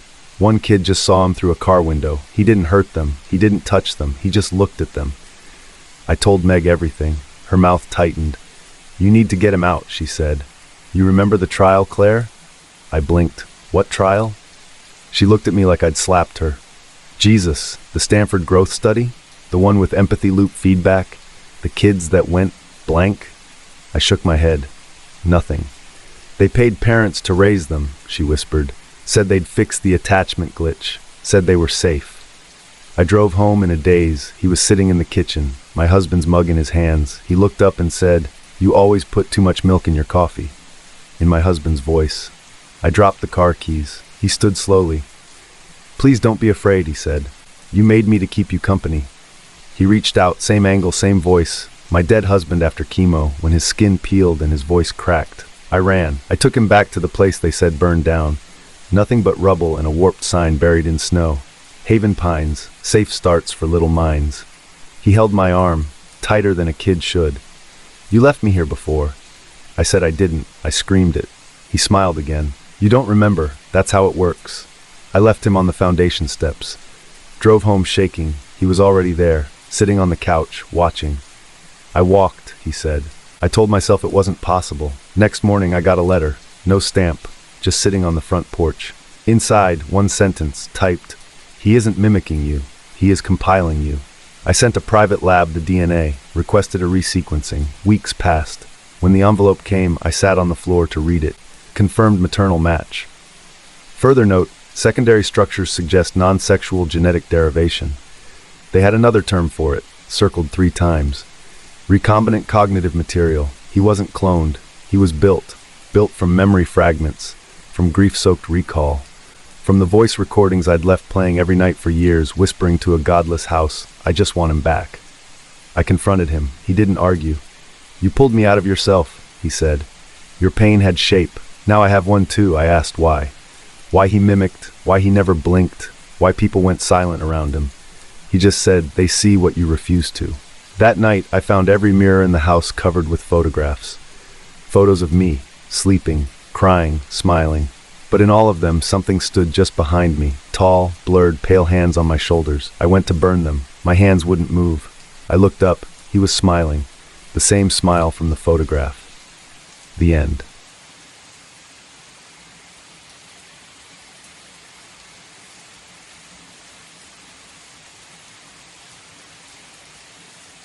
They said the town didn't exist. Not in those words exactly, just a shrug, a data error, a weird flag on the map. But the assignment came through anyway, clear as day. Verify population metrics for New Exeter, State Route 11B, unincorporated Zone 9A.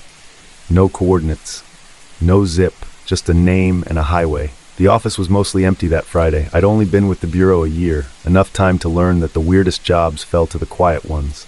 I printed the form, highlighted the parcel codes, and drove. 3 hours from Boise, I passed wheat, gravel, more wheat. Then a green sign, white letters. Welcome to New Exeter. S 1951, but something felt painted. The sign had no weathering, not even dust. The town itself was small, 30 or 40 homes, a diner, school, post office, fire station, everything trim and spaced like a model set, sidewalks spotless, lawns clipped, and the people, they were pleasant. Too pleasant. A woman at the diner poured my coffee before I asked. A man at the station had census forms pre-filled. Even the school principal, Mr. Harrow, handed me a full roster on a branded USB drive. Backed up thrice, he said with a wink. Can't be too careful. I stayed 2 hours, took photos, jotted notes. Every interaction felt scripted. Still, the data checked out. I filed it that night at the motel, tagged, uploaded, time-stamped. The next morning, everything was gone. Laptop wiped, files purged, my cloud access revoked. I called the Bureau. They told me no such assignment existed. No record of New Exeter. The field supervisor called me into his office 2 days later and said, "You've been under a lot of pressure. Maybe take a break from the road." I searched online, no listings, no map pins, just a line of farmland. But I remembered. I remembered the license plate numbers, the smell of the diner's coffee, the smile Mr. Harrow gave me that didn't quite reach his eyes, so I went back. This time the sign was different. Same name, same highway, but it said Est, 1947. The trees were taller, the street names had changed, and the people, they didn't recognize me, not one. The woman at the diner was younger now, blonder. Her name tag read Ivy, not Lois. Mr. Harrow had a different face entirely, same title, same office, but when I mentioned the USB, he blinked slow and said, "We don't use those here, we file paper." I left mid-sentence, but not before a man on the corner leaned toward my car and whispered, "You're being rerouted again." I didn't sleep that night. My dreams were noisy, full of ticking clocks and overlapping voices. When I called my mom to ground myself, her voicemail picked up, but it wasn't hers. It was mine. Screaming. Screaming and crying, in a voice I hadn't heard before. Or had I? I shut the phone off and threw it in the motel trash. Back home, I found something worse. Photos on my wall calendar, family shots from last Christmas, had been replaced. Same frame, same position. But instead of my niece and I on the porch, it was me standing in front of the New Exeter firehouse, smiling. I tried to delete them, couldn't. I emailed IT. Got a reply from someone named D. Kent. "Hello, Raina. We show no anomalies in your records. New Exeter is not a registered jurisdiction. Please reconfirm your origin address for account reinstatement." I read the last line twice. Confirm your origin address. I couldn't remember the street I grew up on. That night, I went back again. New Exeter was brighter, more manicured. There was a new rec center. The people all waved, even the kids. I walked into the school without knocking. The halls had posters, Safety Week, Town Pride, Founders Day. On one was a row of black and white yearbook photos. Third from the left, me, hair shorter, same eyes, labeled Raina Mitchell, class of '06. I was born in '95. I staggered back, knocking over a janitor's cart. The custodian didn't yell. He just picked it up and said softly, "You came back early this time." I asked what he meant. He just smiled and said, "You're progressing." I drove straight to the edge of town. Except there wasn't one. Every road curled back into itself. GPS refused to load. Even when I walked on foot, I always ended up back at the fountain in the square. I slept in the car that night. When I woke up, my name tag said Raina M., Outreach Liaison in New Exeter Municipal Blue.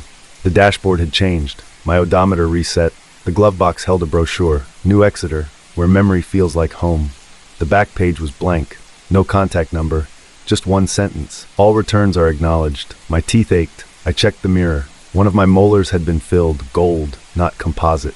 I'd never had a gold filling in my life. Back at the school, I found a file room, one drawer labeled R. Mitchell. Inside, progress reports, behavioral logs, adaptation curves. Final note, subject nearing full rewrite, facial retention intact, origin deletion phase 2 complete. I stumbled out, ran into the street, people waved, someone called out, "Morning, Miss Reyna." The sound came from 3 mouths. I drove. No gas stations, no exits, just more New Exeter. I tried a trick, wrote my name and the date on my arm with a Sharpie. Next morning, it was gone. In its place, local outreach matters. I stopped recognizing myself in reflections.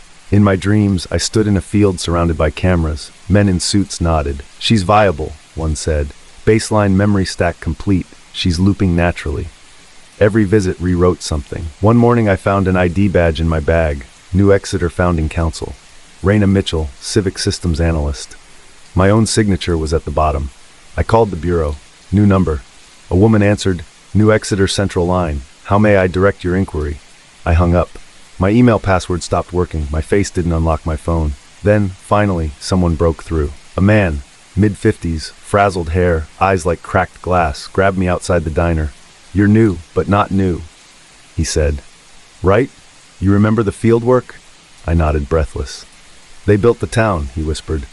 "A contractor, private sector minefield, started with old military maps. The geography's synthetic, shifts every visit, rewrites context." I asked how to leave. He shook his head. "You don't. You stabilize. You become local. It's cleaner that way." Then he screamed and pointed at the sky. 3 black drones hovered above the courthouse. That night my voicemail changed again. This time it played my voice, calm and clear. "Hello, this is Reyna Mitchell, outreach lead for New Exeter. I'm unavailable right now. Leave your happy memory after the beep." I never recorded that. I checked my birth certificate. The state seal was wrong. The address listed 53 Sycamore Way, New Exeter, WA. I'd never lived in Washington. I tore the certificate. The pieces reassembled overnight. I stood in front of a mirror the next morning and asked, out loud, where did I come from? The reflection said nothing. Behind me, the town's anthem began to play over the loudspeakers. A soft, droning melody, familiar, comforting, wrong. I stepped outside. The streets were filled with smiles. Everyone looked like someone I almost remembered. Or maybe, someone I used to be. The end.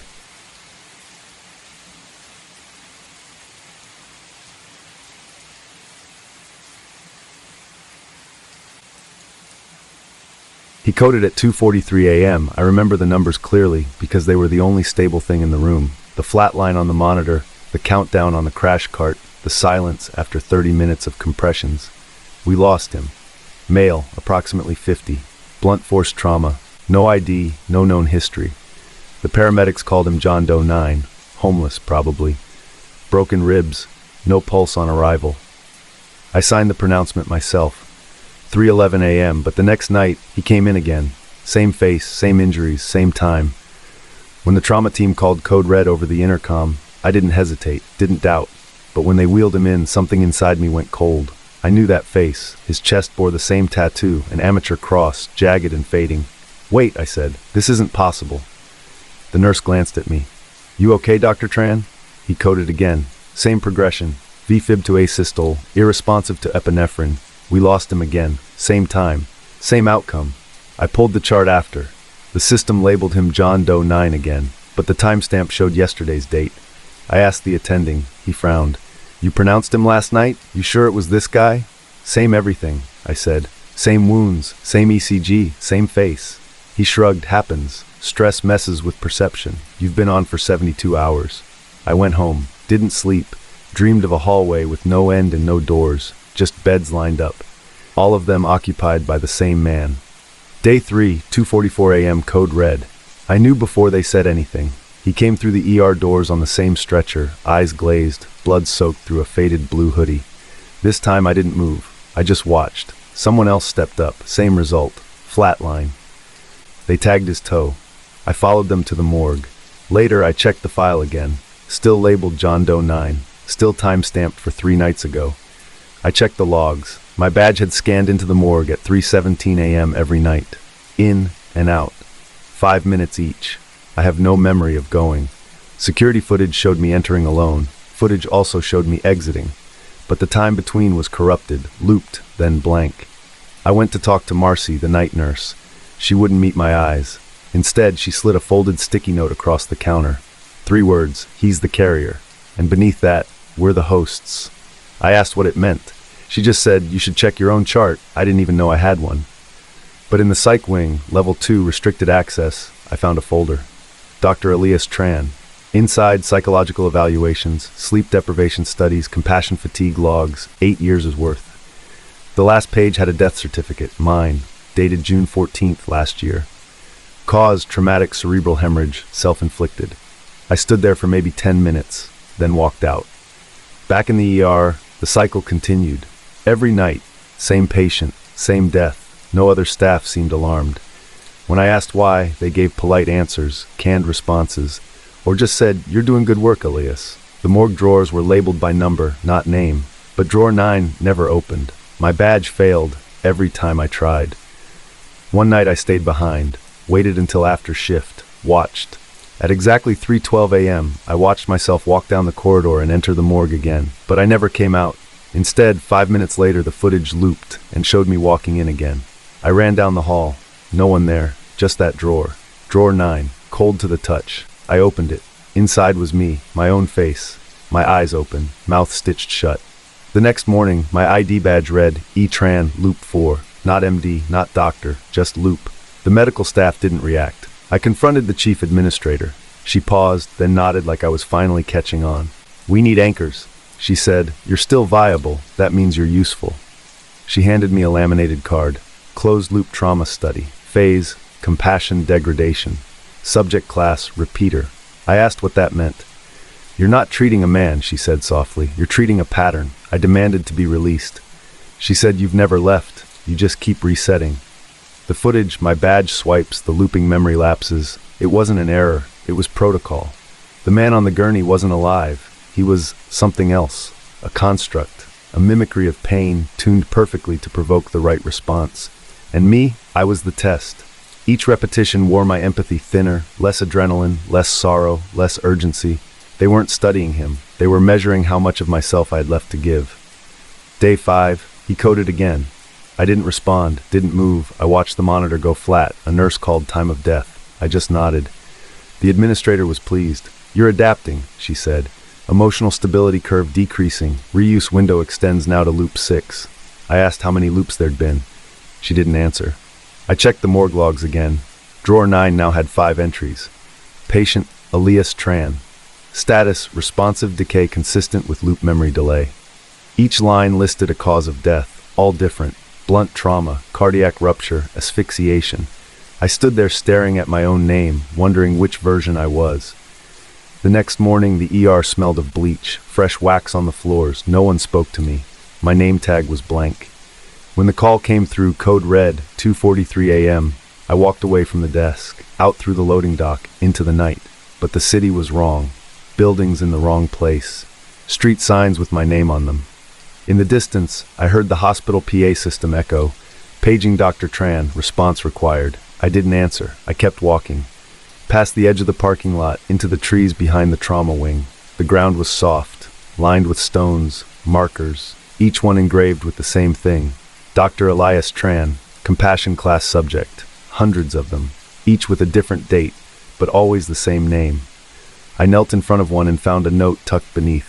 It read, "Stop trying to fix him. He's already dead. You're the part that keeps coming back." I looked up and saw myself watching from the tree line, smiling, clipboard in hand, ready for the next round. The end.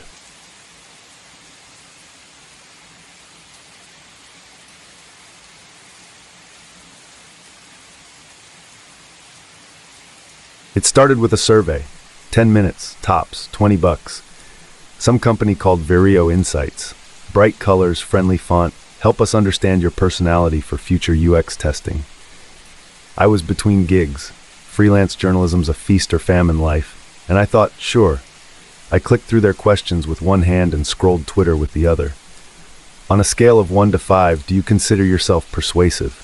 How often do you feel misunderstood? Would you rather be respected or loved?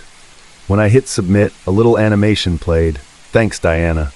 and the $20 landed in my PayPal. That night, my search history felt off. I was looking up articles I'd written, mostly for small outlets, alt weeklies, political analysis, that kind of thing. But the top result for my name led to a byline I didn't recognize. Diana Noor on sustainable cuisine trends. I've never written about food. I barely cook. I clicked it anyway. It had my headshot and my bio. Only now it said I was a contributor to a wellness newsletter, vegan since 2019, advocate for sustainable living, which, no, that's not me. I refreshed. It was gone. Next day, I met up with my friend Jules for coffee. She asked how things were with Alex. I blinked. Who? Alex, your ex? From last year? You guys were living together? I just stared. I've never lived with anyone. I don't even know an Alex. She frowned. Are you screwing with me? I shook my head slowly. I think you're thinking of someone else. She went quiet, then smiled too fast. Weird, must have dreamed that. But she didn't believe that. I could see it. The survey came back to mind. That subtle click in my stomach like a fuse box flipping. That night, I tried to revisit the link. Page not found. My inbox had no record of the payment. PayPal showed a private entity deposit, name withheld. I called my bank. They couldn't trace it. But my ads changed. I started getting targeted courses for behavioral counseling, user interface psychology, algorithmic ethics. Stuff I'd said I was curious about in the survey. I didn't remember saying I wanted to switch careers. But now I had emails, unsolicited, offering mentorship in digital behavior forecasting. My old resume site redirected to a template blog, a personal blog. My name, my photo, but the posts were all wrong. Thoughtful reflections on things I don't remember doing. TEDx talks I never gave. A bio I'd never written. Hi, I'm Diana, a narrative systems thinker passionate about identity and adaptive storytelling. I sat on my couch, rereading it over and over, heart pounding.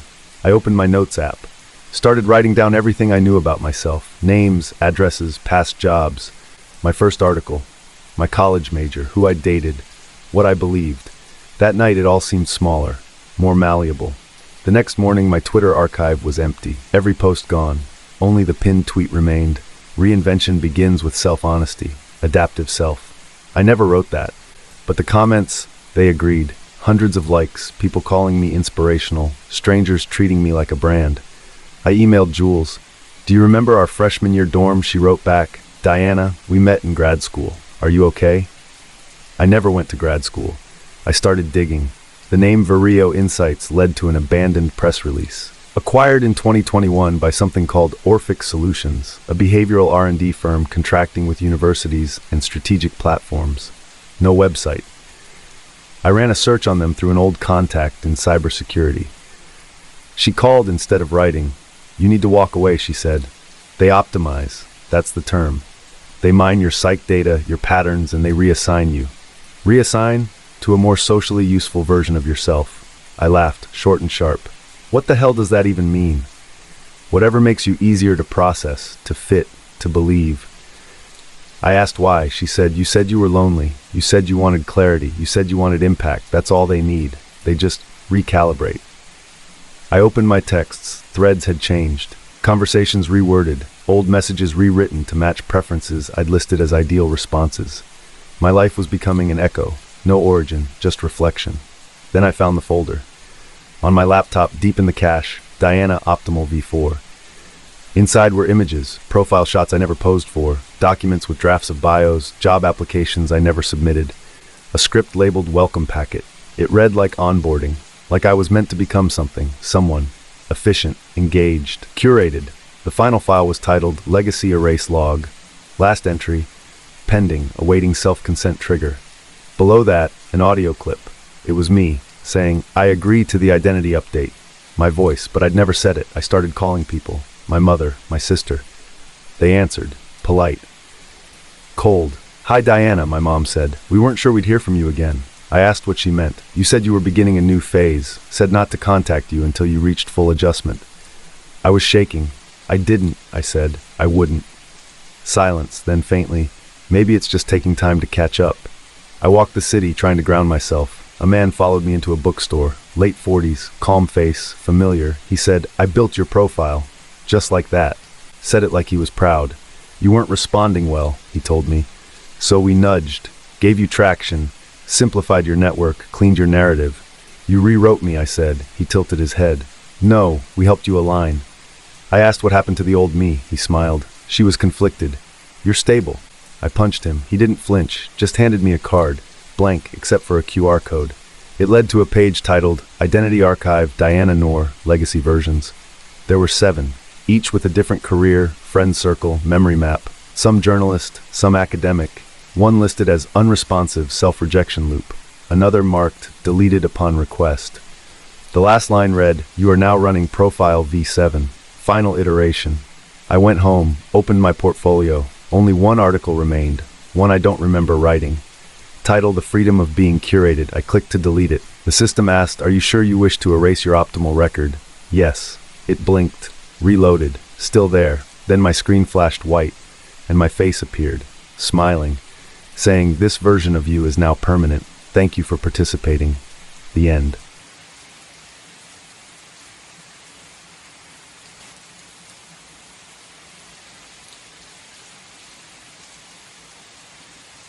It was the clapping that got to me, not the artificial lawns or the street names that all sounded like prescription drugs, Evermere, Calavin, Transor Way.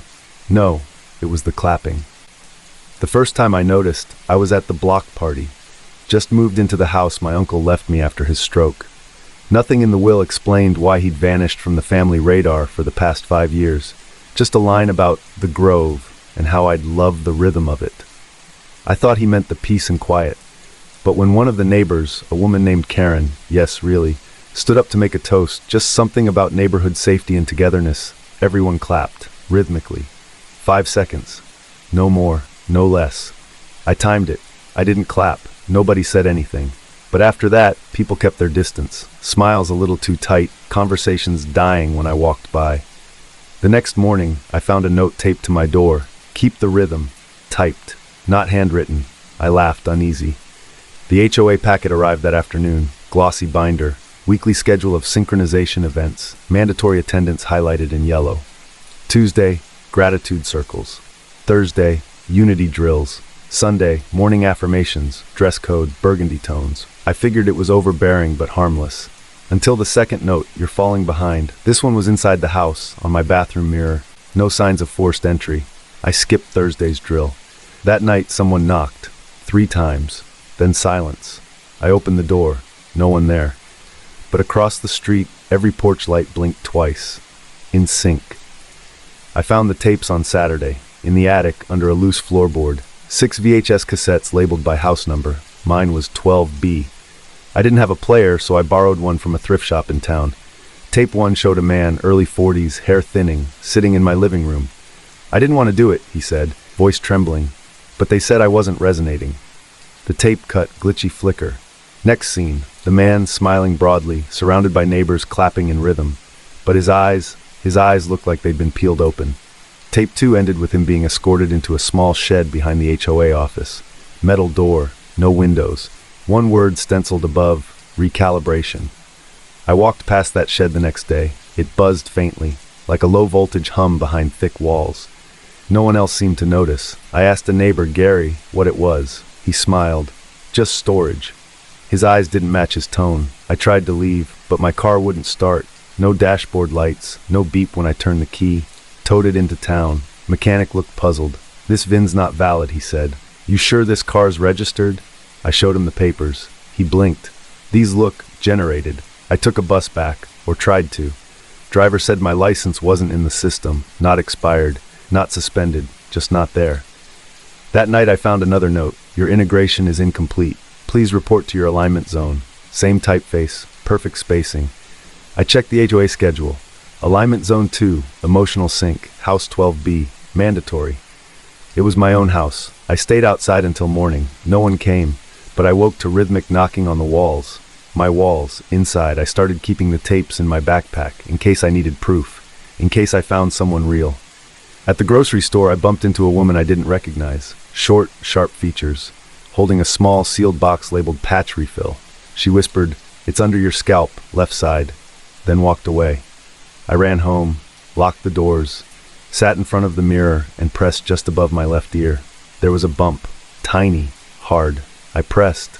A spark of warmth burst behind my eyes like a sudden wave of relief, and for a second I wanted to clap.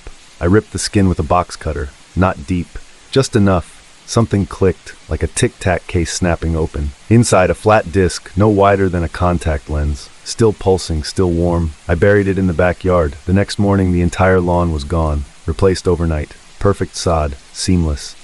And another note, do not disable your Harmony node. Restoration in progress. I called the police. The line connected, then dissolved into static. No dial tone, no voice. Just 5 seconds of rhythmic clicking. Then a voice, soft and cheerful. Please stay in sync, Kyle. We're almost there. I didn't leave the house for 2 days. No sleep, no food. Just watched the tapes over and over. Each showed a different person losing themselves. Clapping, smiling, forgetting. One ended with the resident looking into the lens and whispering, "It's easier if you stop resisting."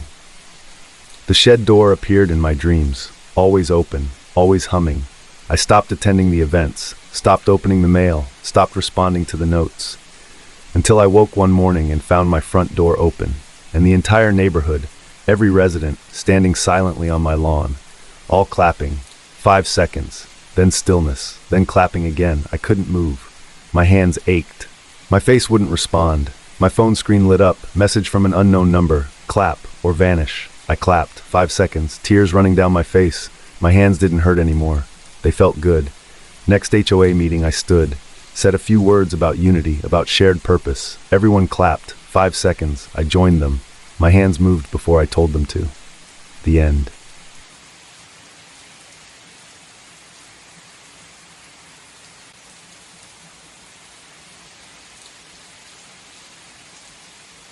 They installed a new elevator over the weekend. No one mentioned it. No emails, no memos. It was just there Monday morning, across from the regular lift, tucked into the shadowed corner where the vending machines used to be. No panel, no buttons. Just a smooth gray door that slid open by itself every so often, like it was breathing. First time I saw it open, I thought maybe it was under maintenance. A guy from legal, Chris I think, just walked in, holding a coffee, typing on his phone. The door closed silently behind him. That was the last time I saw Chris. Weird part? No one seemed to care. At 10 a.m. I messaged him. No reply. At lunch, I asked around. Marcy from payroll just blinked at me and said, "Oh, Chris resigned." She said it like he'd sent a goodbye email. He hadn't. I checked. My stomach tightened. I didn't sleep that night. I kept thinking about that elevator, about how quiet it was, like it absorbed sound. By Wednesday, 3 more people were gone. Every time it was the same. Walk in. Door slides shut. No one comes back. No announcement. No noise. Security told me the same line. They'd quit. Left peacefully. No follow-ups. No HR files I could find. Friday morning, my badge stopped working on the main elevator. I tapped it 3 times. Nothing. Green light blinked, then red. Then the new elevator hissed open behind me, empty, waiting. I just stood there, and then it beeped. My badge. In my hand. It had auto-logged a new access point. null 57. I didn't walk in. I ran back to my desk, hands shaking, logged into the system. There it was. null 57. My name listed as cleared, under a folder titled Project Null. I don't remember applying to anything called that. That night, I dreamed I was watching myself walk into the elevator on repeat, 10, 20, 50 times. Every time I begged myself not to, but I kept smiling, kept sipping my coffee, kept walking in. I didn't come to work the next day. Saturday afternoon, my phone buzzed. No number, just static and then my own voice. Exit before the reset begins. I dropped it, threw it against the wall. It kept buzzing. Sunday, I came back. I needed answers. I walked into the building, heart pounding. No one at reception. Empty. Even the air smelled different, like ozone and mold and old printer paper.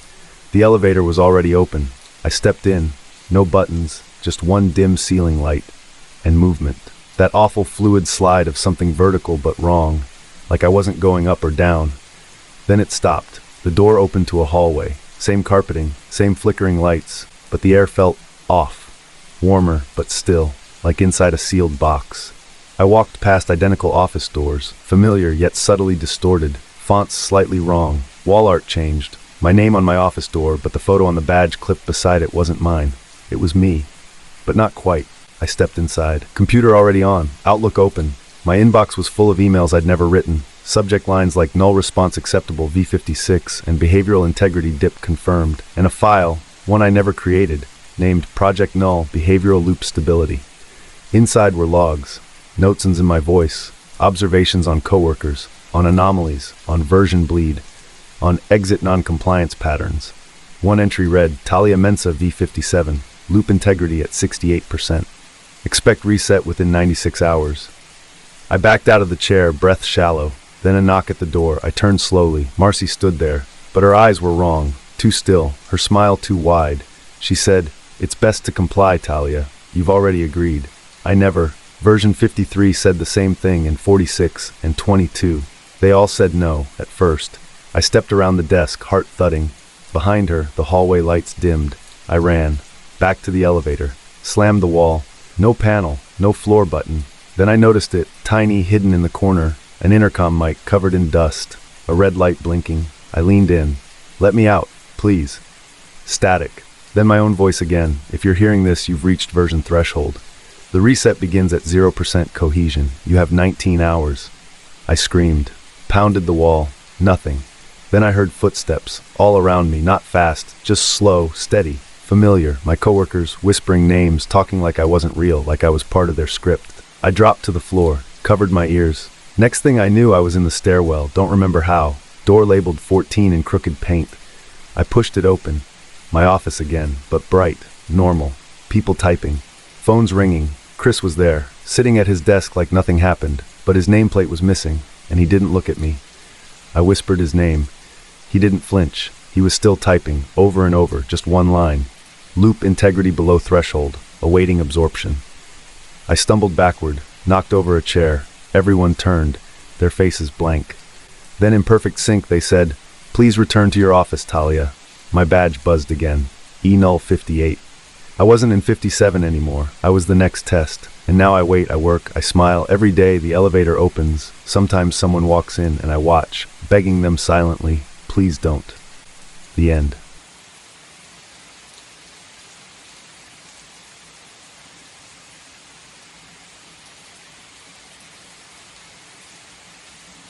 I didn't think twice about connecting.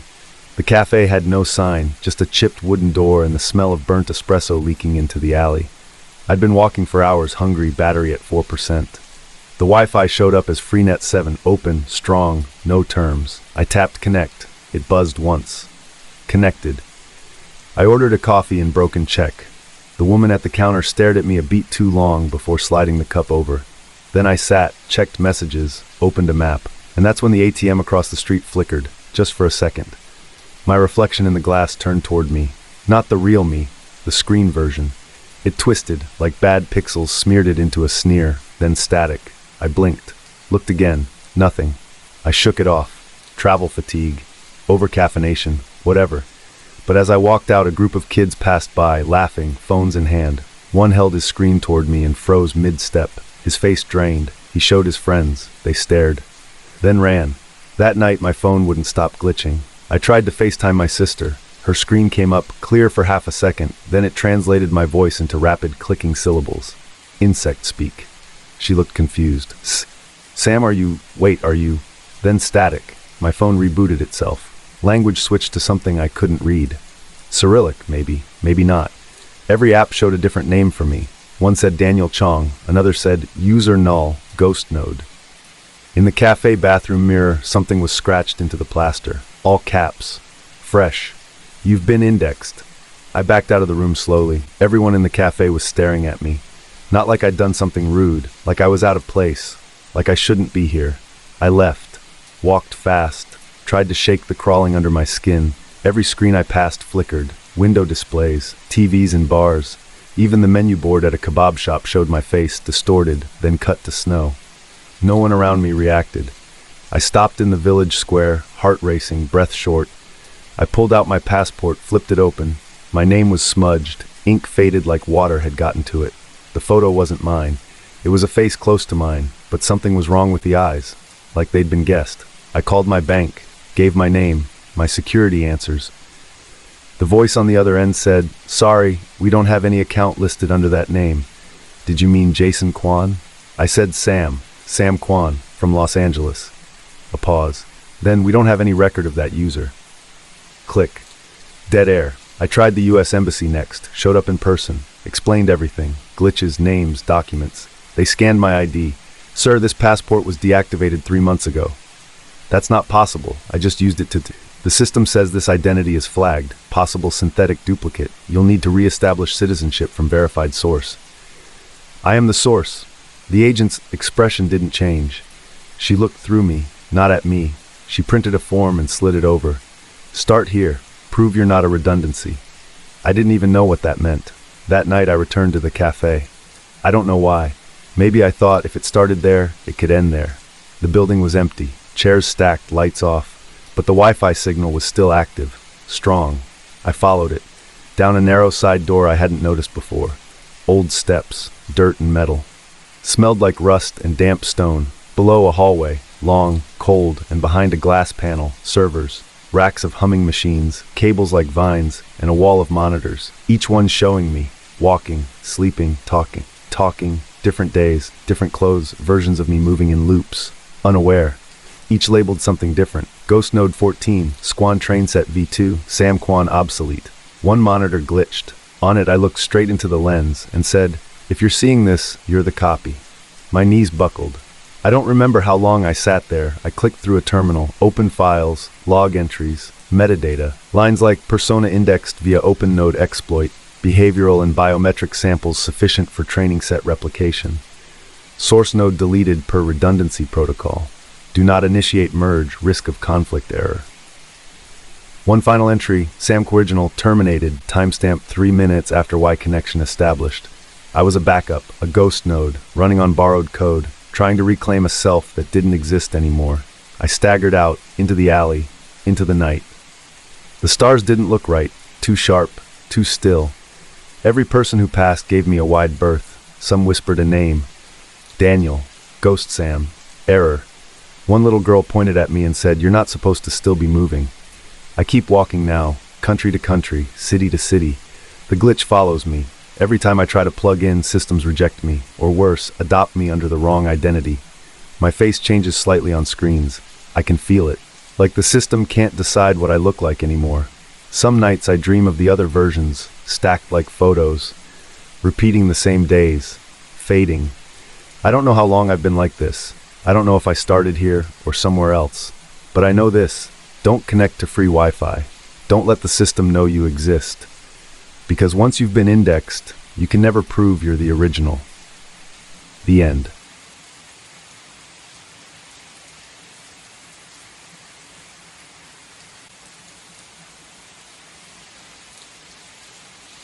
They flew me in on a Thursday. Small plane, white fuselage, no markings. Just a curt nod from the pilot and a folder with my initials stamped on it, AV-19. No welcome packet, no briefing, just the words, observe, report, do not interfere. The compound looked like a parking garage welded shut, endless white, smooth corridors, humless lights, no clocks, no windows. My office had one screen, one chair, and a steel door that locked behind me. The job was simple. Monitor feeds, rotate logs, mark anomalies, no names, no talking. I met the others in the cafeteria, 6 of us total, all men, all silent, only nods and the occasional cough. One woman joined the second week, never caught her name. We called her 3C, her sector tag. Then the storm hit. First day, the satellite feed stuttered. Second day, the pilot radioed that no flights would be inbound for at least 2 weeks. Third day, the antenna went dark. We were offline. Everyone acted normal, except the chairs. One morning I came in and 3C's chair was empty. Pushed in, desk wiped, no trace, no alarm, no question. That night a new line appeared in the feed rotation, Cam 0. It showed our break room, empty, same layout, same chairs, but different faces. Our faces, but not quite. They moved slightly out of sync, tilted heads at wrong angles, like they were waiting for something. I reported it, no response. Instead, the next day, a protocol appeared in my inbox. Initiate review. Subject E4, rating suboptimal. It included his file, efficiency charts, login timestamps, graphs showing decline. Beneath it, one button, recommend termination. No explanation, no option to speak to him. I stared at it for hours, didn't click it. That night, Cam 0 showed him sitting alone, staring into space. Then the screen cut to static. Next morning, his chair was tucked in, gone. No one said a word. I searched the server, found a locked directory labeled Outcomes. I shouldn't have been able to open it, but I did. 2 entries, just 2. Fired, consumed, no definitions, just names, dates, outcomes. Most were consumed, 1 or 2 fired. I asked the quiet guy in logistics, older, maybe late 50s, about it. He didn't blink. You leave when you're fired, and if you're not, you don't. Next shift, a message popped up on my screen. Evaluate, A. Velasquez, compliance threshold met 81%. My name, my file, red border. I clicked on the camera for my own room. It was live. Me, typing, breathing. Then I stopped moving, froze, stared into the lens. Then the feed cut. I ripped my badge off and ran to the main doors. Locked, of course. Tried the emergency exit. Steel shuttered, sealed from outside. Went to the server room. Slammed the override console. A new message appeared. Do not attempt exit before disqualification. My breath caught. They weren't monitoring security breaches. They were testing something else. Obedience, stress tolerance, identity erosion. That night, I watched Cam Zero again. My other self paced, whispered, cried. Then he laughed, long, loud, too long, then silence. The next morning, my chair was still warm, but someone else's wasn't. I don't remember whose. They started feeding me reports on remaining staff, asking me to mark anomalies. I stopped complying.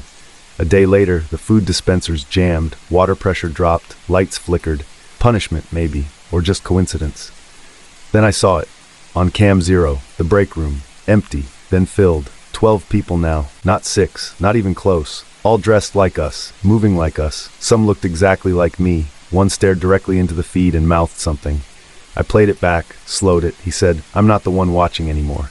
I barely slept. I sat in the chair, motionless, waiting. One night, the screen went black, then flashed white. A new message, disqualification initiated. A. Velasquez. Then the door to my office clicked open, for the first time in weeks. The hallway outside was empty, lights dimmed, floor lights pulsing toward the exit. I walked. Every corridor I passed, rooms were sealed, but I heard sounds, typing, breathing, crying. I reached the lobby, main doors open, snow blowing in, and standing outside, me. Same jacket, same scar above the lip. He looked calm. I didn't. He nodded once, turned, and walked away, out into the white. The exit was open, but I didn't move, because on the wall beside the doors was a screen. My profile, now marked consumed. I looked down. My hands didn't look right, too smooth, too still. I'm not sure which version walked out, but I stayed. Because someone has to keep watching, and you can't leave until you're fired. The end.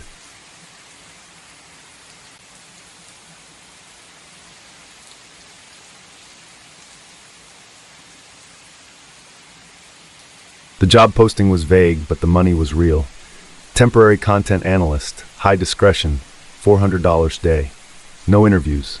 Just an NDA thicker than a novel and a silent man in a gray suit who handed me a badge and led me to a small, windowless office with one screen, one chair, and a door that locked automatically. They told me the footage was anonymized, legal overflow, just things someone needed to tag and timestamp. Hotel lobbies, empty classrooms, dim alleys at night, always static cams, always fixed angles. No context, no sound. I was told not to ask questions, so I didn't. The first week was mindless, mostly still frames. Sometimes a janitor walked through, sometimes a bird fluttered by an alley dumpster. Then faces started showing up. One man walked through a hotel lobby 3 nights in a row, always at 2:17 a.m. A woman dropped something outside a preschool gate, keys I think, and looked around before picking them up.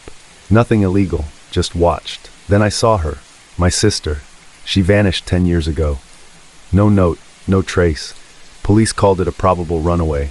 We never believed that.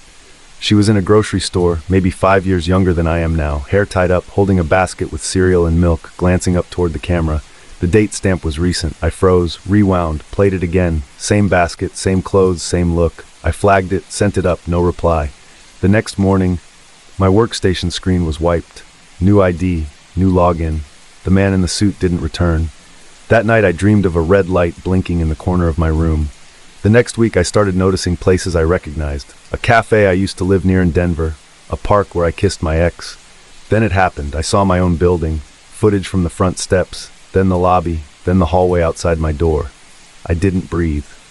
Next clip, my kitchen. Empty. Clock ticking. Fridge humming. Then my bedroom. Me. Sleeping. Camera from the ceiling corner, watching me turn over, snore softly. I pushed back from the screen. My heart slammed in my ears. This wasn't footage I reviewed before. It was added, quietly, like a whisper on the feed. I tried to log out. System denied it. I stood. The door was locked, no knob, no keypad. Then a new clip queued up automatically. It was live. Me, watching the screen. Same clothes, same posture, same panic spreading across my face. A message faded in across the top. You've been watching your own feed. I screamed, slammed the keyboard. The message stayed. Then another line. Subjects who fail the audit are recast. I remembered now, not clearly, but enough. A job I took years ago, helping a guy secure his property. Just install some cams, monitor a tenant. He said she was dangerous. He paid in cash. I never asked questions. The woman was never dangerous. She was just watched. I didn't realize then, but they did. They knew.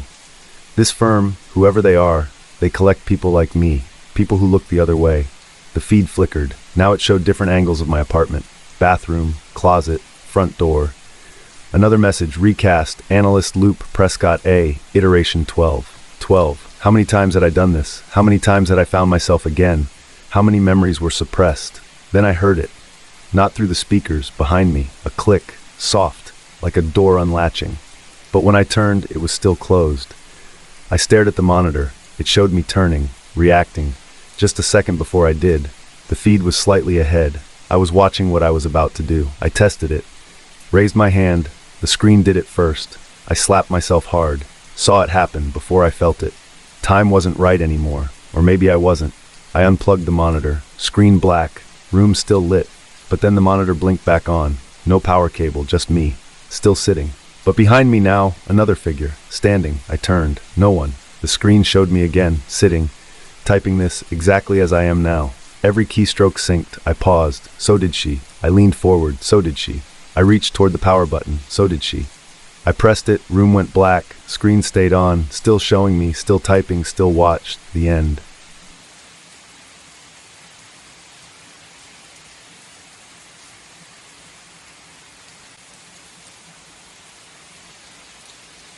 The fire drill pinged at 2:03 a.m. Not an email.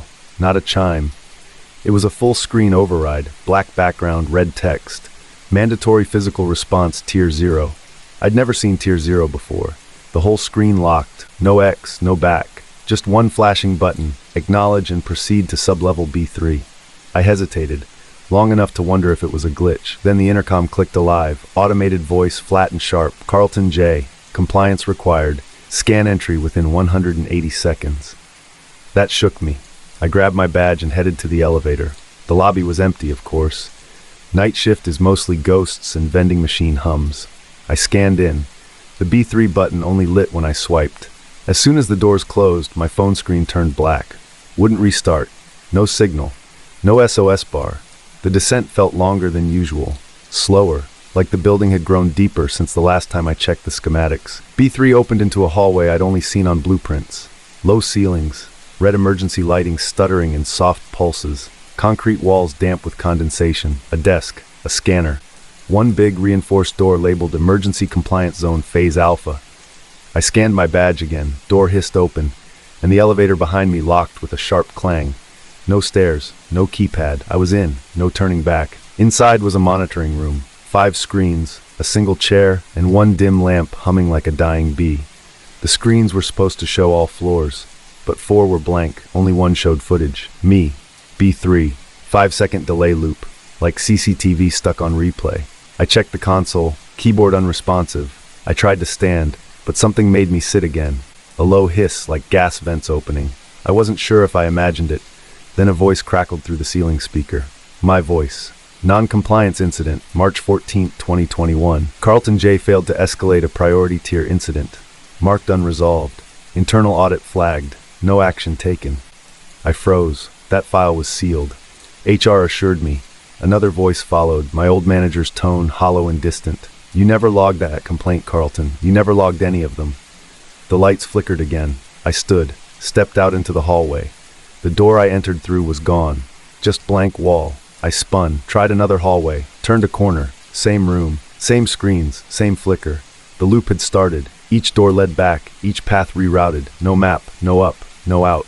And then I saw it. The screens began to shift. One showed my apartment, empty, another, my cubicle, the third, my reflection, slightly delayed, sitting exactly as I was now, watching me. I backed up. The speaker whispered, "Do you understand now, Carlton? You were never auditing. You were always being audited." I ran, slamming doors, pounding walls. They didn't echo, just absorbed the noise. Then the sounds changed. No longer voices, whispers, words I'd muttered in frustration.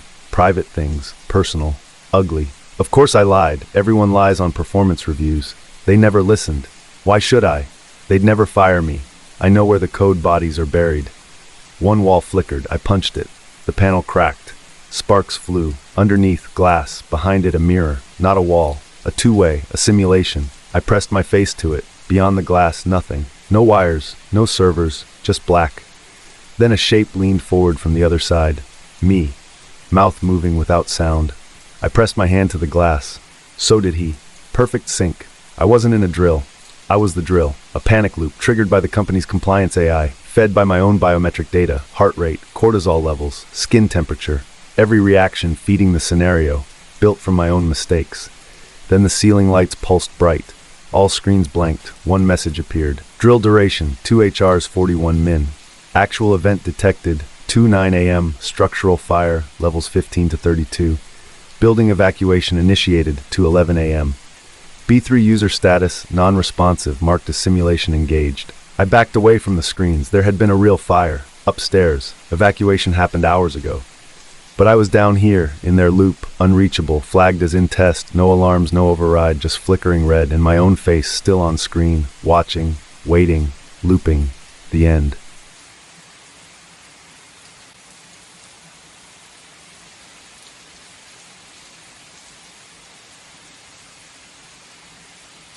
He wouldn't stop staring at me, didn't blink, didn't cry, just clutched that filthy stuffed bear like it was breathing for him. His eyes were wrong. Not broken, not scared, just steady, like he was waiting for me to recognize him. They called me in because I'm good with trauma cases, because I smile the way they teach you in nursing school, half curious, half holy. But when I stepped into that tiny ER room, every muscle in my back froze. My ID badge caught the edge of the privacy curtain and clinked. The bear he was holding, brown fur, torn ear, one glass eye missing, had my initials stitched into the foot. LW, I didn't say a word, just backed out of the room like I'd walked in on something private, sacred, wrong. Probably a coincidence, April, the charge nurse said later. Her voice was too high, too fast. Lots of kids' stuff ends up at donation bins, lost luggage, maybe your mom gave some toys away back when you...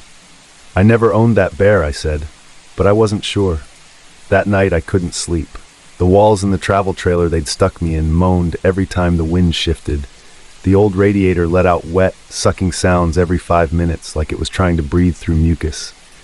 I kept thinking about the kids' eyes, how still they were. At 2:13 a.m., I jolted awake, sweat freezing on my neck. He'd been in my dream, not as he was, not silent, not small. He was older, 10, maybe 12, and he was standing in the middle of a long hallway lined with doors that pulsed like lungs. He said, "You left me in the dark, Lena." I don't remember falling asleep again. The next morning he drew something on the back of his food tray with syrup. A house, 2 stories, gabled roof, swing set out back. It looked familiar, too familiar. I called my mom, told her about the boy, left out the bear, the dream, everything that would make her pause. There was silence. Then, "Lena, are you sure you're getting enough sleep? I'm asking if this house looks familiar." I sent her the photo, waited. Minutes passed. Then the message came through. "Your grandparents' house. We sold it when you were 4. You don't remember it." I did now. He still hadn't spoken, but the doctor said he responded to some stimuli, certain voices, certain names. When I walked into the room now, he'd turn his head before I even said anything. One afternoon, I sat beside him and whispered, "What's your name?" He looked at me, opened his mouth, and exhaled a long, hollow breath that smelled like wet cardboard and metal. Later, I asked my mom if she was sure I was an only child. She laughed like I was being ridiculous. "You had a difficult birth, 1 baby. I'd remember if there were 2. But her tone shifted, slightly, like she was reaching for something she didn't want to find. So I pushed. "Are you sure there weren't any complications? Maybe something the doctors didn't tell you?" Silence. Then, very quietly, there were rumors that there was another heartbeat, but they told me you were fine. They said the second sound was a machine echo, nothing else. I looked up my birth records. Had to call 3 different archives just to get into the local hospital's microfilm system. There were 2 charts. Same birth date, same mother, same time, almost to the minute. One marked adopted, one marked released. Both had my name. I don't know how I made it back to the trailer. My teeth were chattering, but I wasn't cold. My hands smelled like metal. My mouth was dry, sour, like I'd swallowed sleep and couldn't wake up. That night, he was in the dream again, older this time.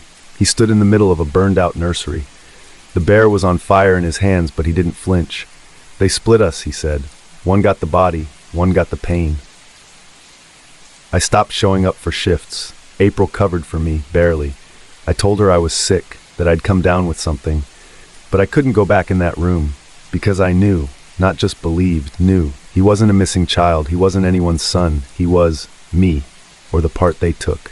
I started digging. Government trials, child psychology studies, behavioral extraction. In the 80s, there was a program called Mirror Birth, Appalachian test sites, experimental memory therapy, cases where trauma was surgically removed from children before they were conscious of it. Subjects were labeled as twins, only they weren't. One was the original, the other was the trauma, grown. I found a photo, blurry, black and white, probably taken through a 2-way mirror. 2 babies, one staring straight at the camera, the other curled up, face buried in the corner, like he was trying to disappear into the wall. I packed my bag that night. I couldn't stay, not another second. I told myself I'd drive west, anywhere with cell reception and sunlight and the illusion of normal. But the road signs twisted. Not bent, twisted. The metal curled like it had been exposed to extreme heat, letters warping until they spelled my name backwards. And in the rearview mirror, I saw him, standing in the middle of the road, smiling. For the first time, I didn't stop, but the engine did, not with a shudder, not with a bang, just silence, like it had never been on, like none of it had ever been real. I walked for hours, maybe longer. The woods were too quiet, no bugs, no wind, just the soft crunch of my boots on soil that felt used. And then, there it was, the house, the one from the drawing, the one from my dream. I didn't remember walking toward it, but I was on the porch, then inside, then in the nursery. The air was thick, mold-sweet, heavy with memory. On the floor in the center of the room was the bear. Its fur was soaked, not with water, not with blood, with breath. It pulsed. And beside it, the boy, no longer silent. He looked at me, voice hoarse and unfamiliar. They said I was the sickness, he whispered, but I was just the part you didn't want. I couldn't move. He walked closer, reached for my hand. And when he touched me, my skin burned cold. 1,000 buried memories surged up, night terrors I'd forgotten, shadows I'd drawn as a child but couldn't explain. My mouth opened and a scream came out, but it wasn't mine. It was his. I don't remember collapsing, but when I woke, I was on the hospital cot. April sat beside me, eyes red. She said I'd gone missing for 3 days. Said they'd found me in the woods, curled around a bear with my initials on it. The boy? Never admitted. No records, no witnesses, just a name scrawled on a food tray in syrup. I asked to be transferred, but the request never processed. Each time I tried to leave town, the roads looped back to the hospital. Every sign pointed to my maiden name. I stopped asking questions, because some part of me already knew the answer. He's not haunting me, he's waiting. And every night I dream the same thing. The house, the hallway, the doors breathing in sync. And a voice behind me whispering, "Let me in."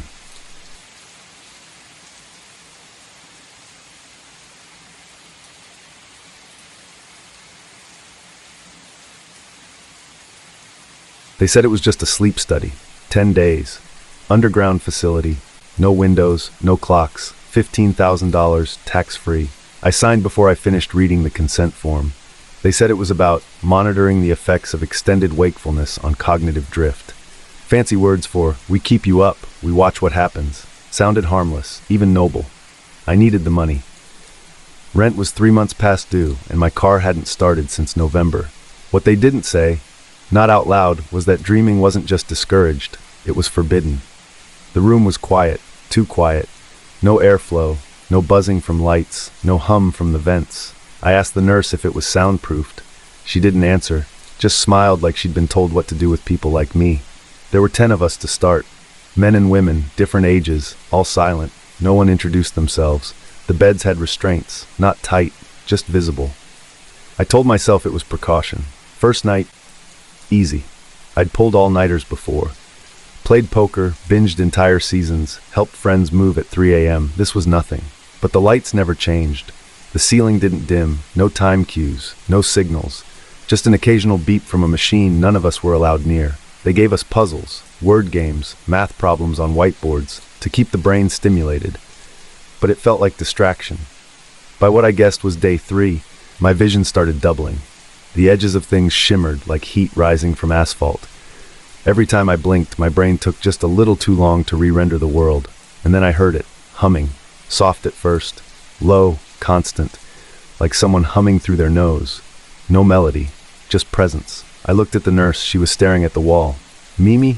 I asked. Her name tag said Mimi. She didn't move, didn't blink. I waved my hand in front of her face. Nothing, like she'd paused. The bed across from mine was suddenly empty.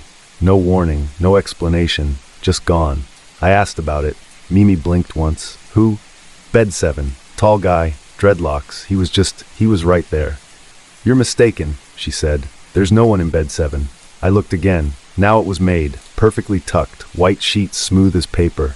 I stopped trying to sleep, because when I did, just for a second, the system responded. Alarms didn't go off. But my bed got cold, not like air conditioning.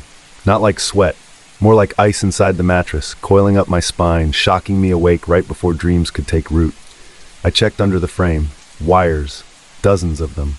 Tubes, sensors, and one metal plate stamped Dream Capture, Class B Memories. I started shaking.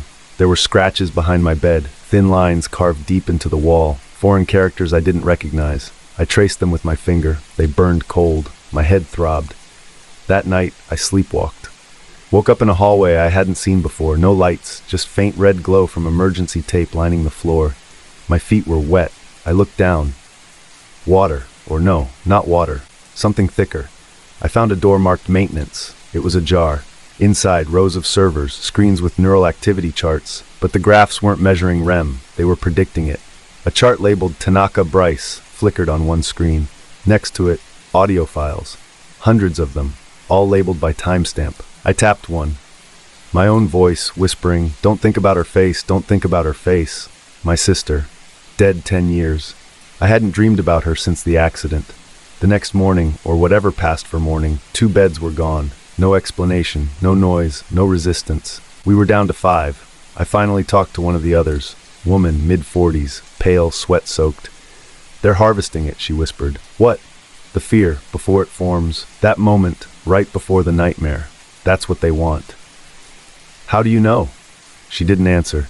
She just stared at the wall, then blinked like she'd been reset, and started humming. Later, in the bathroom, I saw something in the mirror that didn't move when I did. It smiled at me, then raised a finger. "Shh!" I punched the mirror. Didn't crack, not even a mark, like it wasn't glass at all, just surveillance. I demanded to speak to the director. Mimi escorted me silently to an elevator I hadn't seen before. No buttons, no floor numbers, just motion. Down. We stopped in a long corridor of pods, glass chambers, each one lit from within by a soft green glow. People inside, sleeping, or frozen, or both. And in every third pod, me, same face, same scar above my eyebrow. But each expression different. Terror, grief, blankness, screaming. I ran. Back through the halls, lights flickering behind me. I didn't know where I was going, just away. But the doors closed before I could reach the exit. A voice came over the intercom. Flat, devoid of accent. "Return to your bed, Bryce. You're beginning to form." I woke in restraints, tubes in my arms, cold pads on my temples. A new nurse watched me from the corner. Her eyes were black, not the irises, the eyes.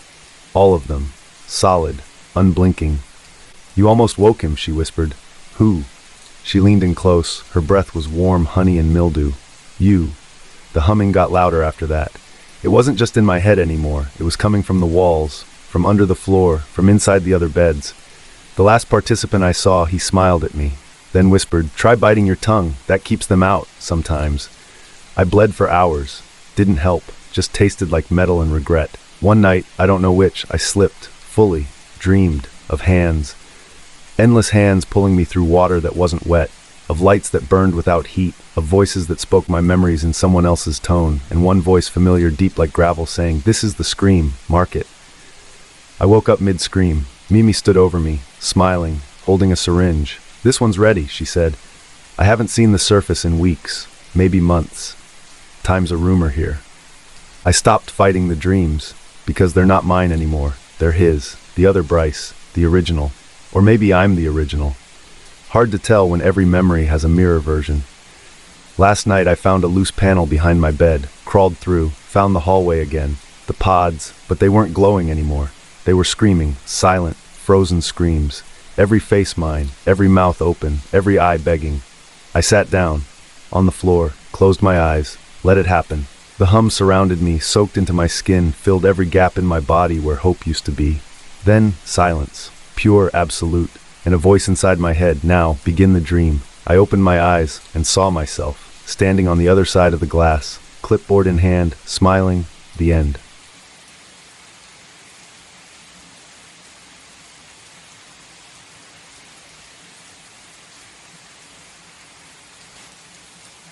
I didn't think much of it when the museum smelled like my grandmother's attic. That sharp dust clove sent me as soon as the glass doors whispered shut behind me. No ticket booth, no security, just a chrome panel that scanned my face, blinked once, and slid open the entry gate. The exhibit was called Urban Origins, You Are Your History. That was the tagline. Kind of vague. I'd seen a poster on the train. It promised a fully adaptive ethnographic immersion, which, honestly, just sounded like air-conditioned art therapy. The first room was minimalist, smooth floor, gray-blue walls. My footsteps echoed, but only faintly. There were no visible speakers, but I could hear a faint sound, fingernails tapping on wood, very slowly. The first display was a digital window. No touchpad, just a shimmer of light. As I approached, it shifted.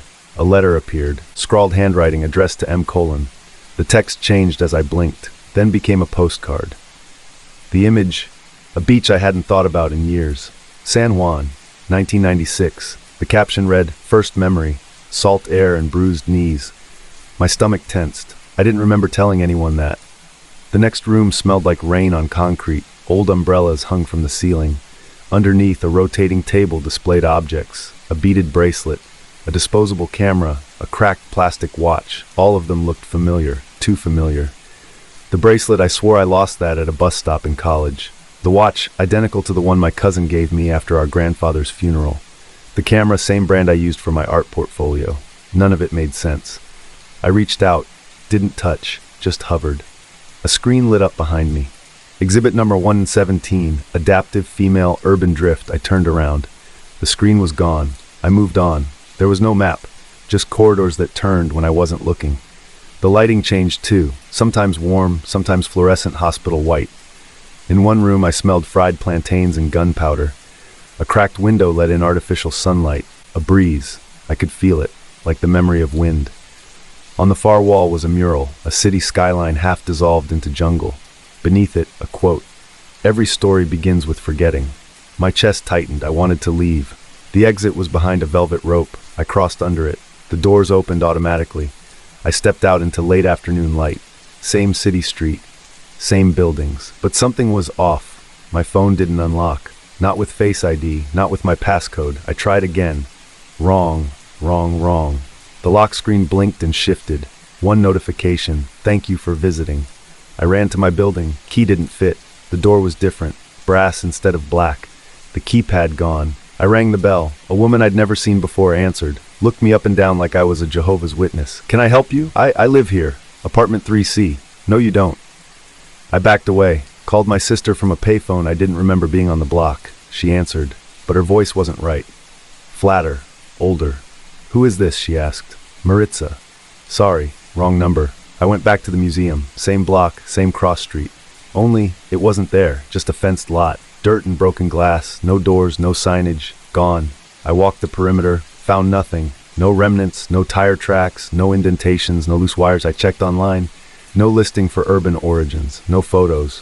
No record of me buying a ticket. No digital footprint. It never existed. But I had a museum brochure in my back pocket. It smelled like printer ink and ocean salt. On the back, "You are now exhibit number 117. I found a hostel, paid in cash. That night I stared at the ceiling and tried to think of something only I would remember.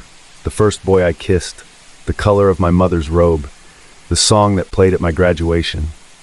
Each memory came with a shadow, another version equally strong but wrong. The robe was green, then pink, then blue with stars. I couldn't be sure anymore. The next morning I checked my reflection. My scar just above my lip was gone. The mole on my shoulder had shifted. My eyes looked wider, like I'd been surprised for hours. I wandered, looked for anything I could anchor to. Old friends, childhood haunts, everywhere strangers, even in the mirror. I said my name out loud. It sounded unfamiliar. Then came the mail, delivered to the hostel, addressed to exhibit no 117. No return address. Inside, a printed brochure, heavy paper, smelled like cedar smoke and lemon oil. Urban Origins post-visit packet. Inside, a diagram of my brain, labeled with terms like retrospective drift and narrative bleed. A summary report, subject successfully recontextualized, original schema overwritten, case closed. A final line, thank you for becoming. I started crying, not because I was scared, but because some part of me agreed. It felt right, like I'd finally been cataloged, like I'd always been part of the exhibit, just mislabeled, now corrected. The end.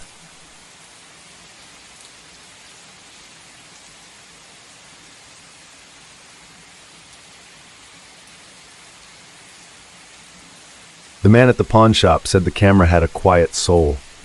I didn't ask what he meant, just paid cash and left. It was a Canon EOS 5D, nothing special but good enough for side gigs. The strap still smelled like sunscreen and dust. The memory card was still inside. That night I popped it into my laptop, just to peek. There were photos, hundreds, same family in every set, mom, dad, 2 kids, birthday cakes, holidays, pumpkin patches, different years, different homes, but always the same faces. I almost closed the folder. Then I noticed her. Back left, by the fence, half cut off in the first image, tall, dark jacket, curly hair pulled back. Me, I laughed at first, thought it was pareidolia, faces in the clouds, patterns in toast. But then I saw the next photo, same family, different year. She was closer now, standing just behind the father's shoulder, slightly out of focus, same posture, same expression, same me. I zoomed in. The face wasn't clear. Not sharp, but the silhouette, the hairline, the chin was unmistakable. I dragged the files into a new folder, labeled it, felt childish doing it, like I was naming a ghost. I tried showing Sam, the guy I'd been dating. He scrolled through, frowned. Where's the weird part? The woman, in the back. That's me. He looked again. She's not in any of these. What?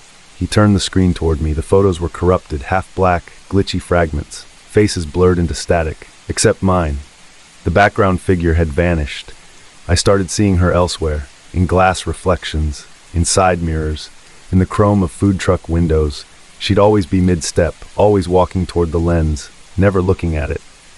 I deleted the photos, every last one, emptied the trash. My head buzzed for hours afterward, static under the skull, like something was rewiring. The next morning, I couldn't remember how to get to my old apartment, the one I lived in for 6 years. I stood on the sidewalk, GPS in hand, heart hammering. It was gone, or I was. I checked my phone. Selfies from the last month, every single one had her in it, just behind me, near a lamppost, a doorway, sometimes just fingers on a railing. I stopped taking pictures, didn't help. At a gallery show downtown, a woman touched my arm and smiled. You were at Lake Orion, right? That summer? I shook my head. I've never been. She tilted her head.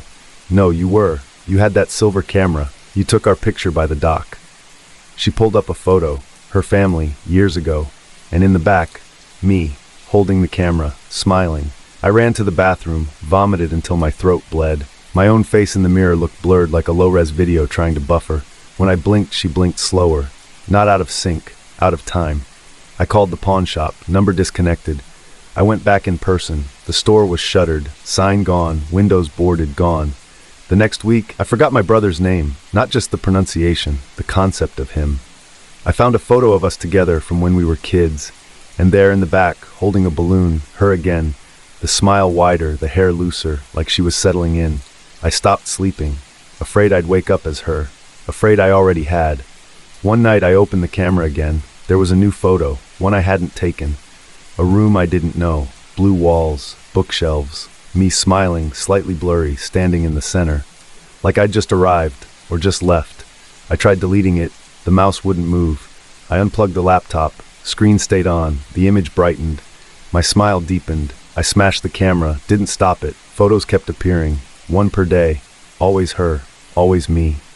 Closer, I wrote everything down. This, all of it. I'll print it out, hide it somewhere, in case someone else finds the camera, in case someone finds me, because I can't remember who I used to be anymore. But I know this. She's not in the photos, I am, because I was never real. Just captured, just added. The end.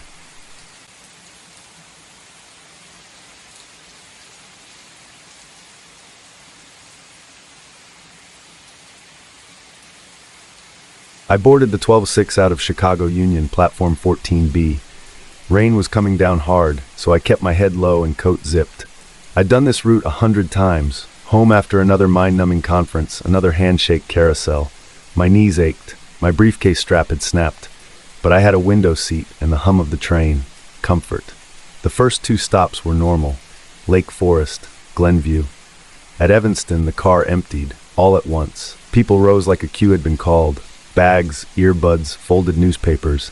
I didn't think much of it until the doors didn't open for me. I pressed the button. Nothing. I stood, waved toward the front. Nothing. The train lurched forward. I turned around. The car was empty, not just of people, of sound. The overhead speaker crackled. Remain seated for your own safety. No tone, just a flat mechanical voice. I tried again. The door didn't budge. Neither did my watch. 9:42 p.m. frozen. I checked my phone. Same. Battery full, time stuck. The next stop should have been Wilmette, but the sign outside said Wilton Park. Not familiar. The letters were painted, not printed. Chipped wood, not metal. The lights above flickered like gas lamps. People on the platform wore trench coats, hats. A kid with a yo-yo. They looked through the window, right at me, then away. I tried the intercom. Hello, something's wrong. I need help. Static. Then, remain seated for your own safety. I moved car to car, each one empty, seats clean, no dust, no litter, no signs of use, except in car 9, where I saw a woman, sitting dead center, hands folded, eyes closed. She didn't move, didn't blink. I whispered, "Ma'am?" No reaction. I leaned closer. Her eyes snapped open, brown, sharp. She said, "Don't get off the train," then closed them again. The next station looked like 1963, black and white posters, haircuts out of time. A newsboy on the platform yelled, "JFK shot! Read all about it." I pressed my forehead to the glass. His mouth didn't move, like an old film loop. Every stop, a different decade. New clothes, old cars, same train, same voice. Remain seated. I found a maintenance hatch near the back, pried it open. Inside, a narrow stairwell leading down. I followed.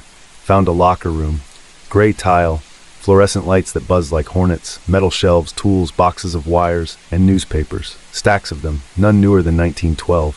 All local, none mentioned the train, not once. I read headline after headline, no disasters, no rail expansions, no accidents, just silence. Like the train had never existed, or wasn't meant to. Back upstairs I caught a reflection in the window. Not mine, someone else, watching me, then gone. I ran the length of the train, slammed every door open, called out. Silence, then another car, dimly lit, inside dozens of people, all seated, all staring straight ahead, no movement, no breath. Glass-eyed mannequins. No, not mannequins, people, frozen, mid-commute. I backed away. One turned its head, said, "Almost home," then smiled like it had been waiting to say that. I ran again, found an emergency exit, red lever behind a plastic panel, smashed it open, pulled. Nothing. Then slowly the doors creaked, cold wind hit me, metal screeched. The train didn't stop, but I jumped, fell into light, searing, then dark. When I opened my eyes, I was seated, same train, same window, across from me, a man, gray in his beard, smile soft. He looked familiar, too familiar. "Dev," he said, like we'd never been strangers. "You made it," I stared. My voice cracked. "Who are you?" He smiled wider. "You, just ahead." The speaker buzzed. "Remain seated for your own safety." The train moved forward, faster now, but I couldn't tell which way. Time doesn't work here. Not the same. Maybe not at all. And outside the window, every version of a life I never lived. Every stop a decade I'd missed. Every passenger another me, waiting, watching, waking, the end.